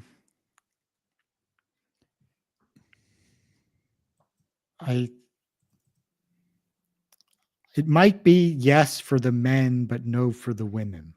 I think Yeah, is there's a possible. gender divide for sure. So I think But overall, like women may average be across the board, just more misled, maybe sure. less likely to know about race differences. That is correct. And we probably just shouldn't hire women at all. I'm saying that for the Zoomer cohort, which is going to be your new hiring base for universities, it seems to me that the very bright people are coming up on the right wing. This is because you need to downsize the universities already. You already have the human capital coming up around your feet necessary to do this. And all of the Zoomers that I've ever met that are hereditarians absolutely believe that the universities are morally atrocious, not just factually wrong. Well, yeah, I mean, hereditarianism and uh, a reevaluation of moral values go together. And one reinforces the other. So So, it sounds like the problem of human capital is essentially solved. well, this is totally speculative. Okay, if that's true. I think there are maybe we have good reasons to speculate this way, but I mean we have to actually see it with our eyes before we can know. Well, I don't know. I mean, I think it's pretty, to me, it's kind of obvious where this is going. The universities aren't going to admit right wingers, no matter how much you ape their cultural patterns. They will absolutely hunt you out. So very, very few of these new Zoomers are going to enter universities, even if they would be otherwise suited to do research or to be in the position of somebody like a dean of history, right? Or, the kind of like ordinarily kind of smart people that make up your rank and file in the university. All those people who are in the Zoomer generation are going to find themselves on the outside of the university. Now, when the Zoomer generation gets to be about my age, which is, late 30s, early 40s, they're going to have to figure out what to do with the fact that all of the people that should be running the universities are now on the outside of the university. And there's going to be a few options. You can purge the university and then take those people from the outside and put them on the inside, or you can build a new university. But it's going to be one of those two things, because the university is not going to self-correct itself. It will never self-correct itself, no matter how much you flatter their kind of pretensions to be elites. I've said that explicitly. There's no way to self-correct. There has to be some outside force employed. Some people have to be removed from campus, the career activists.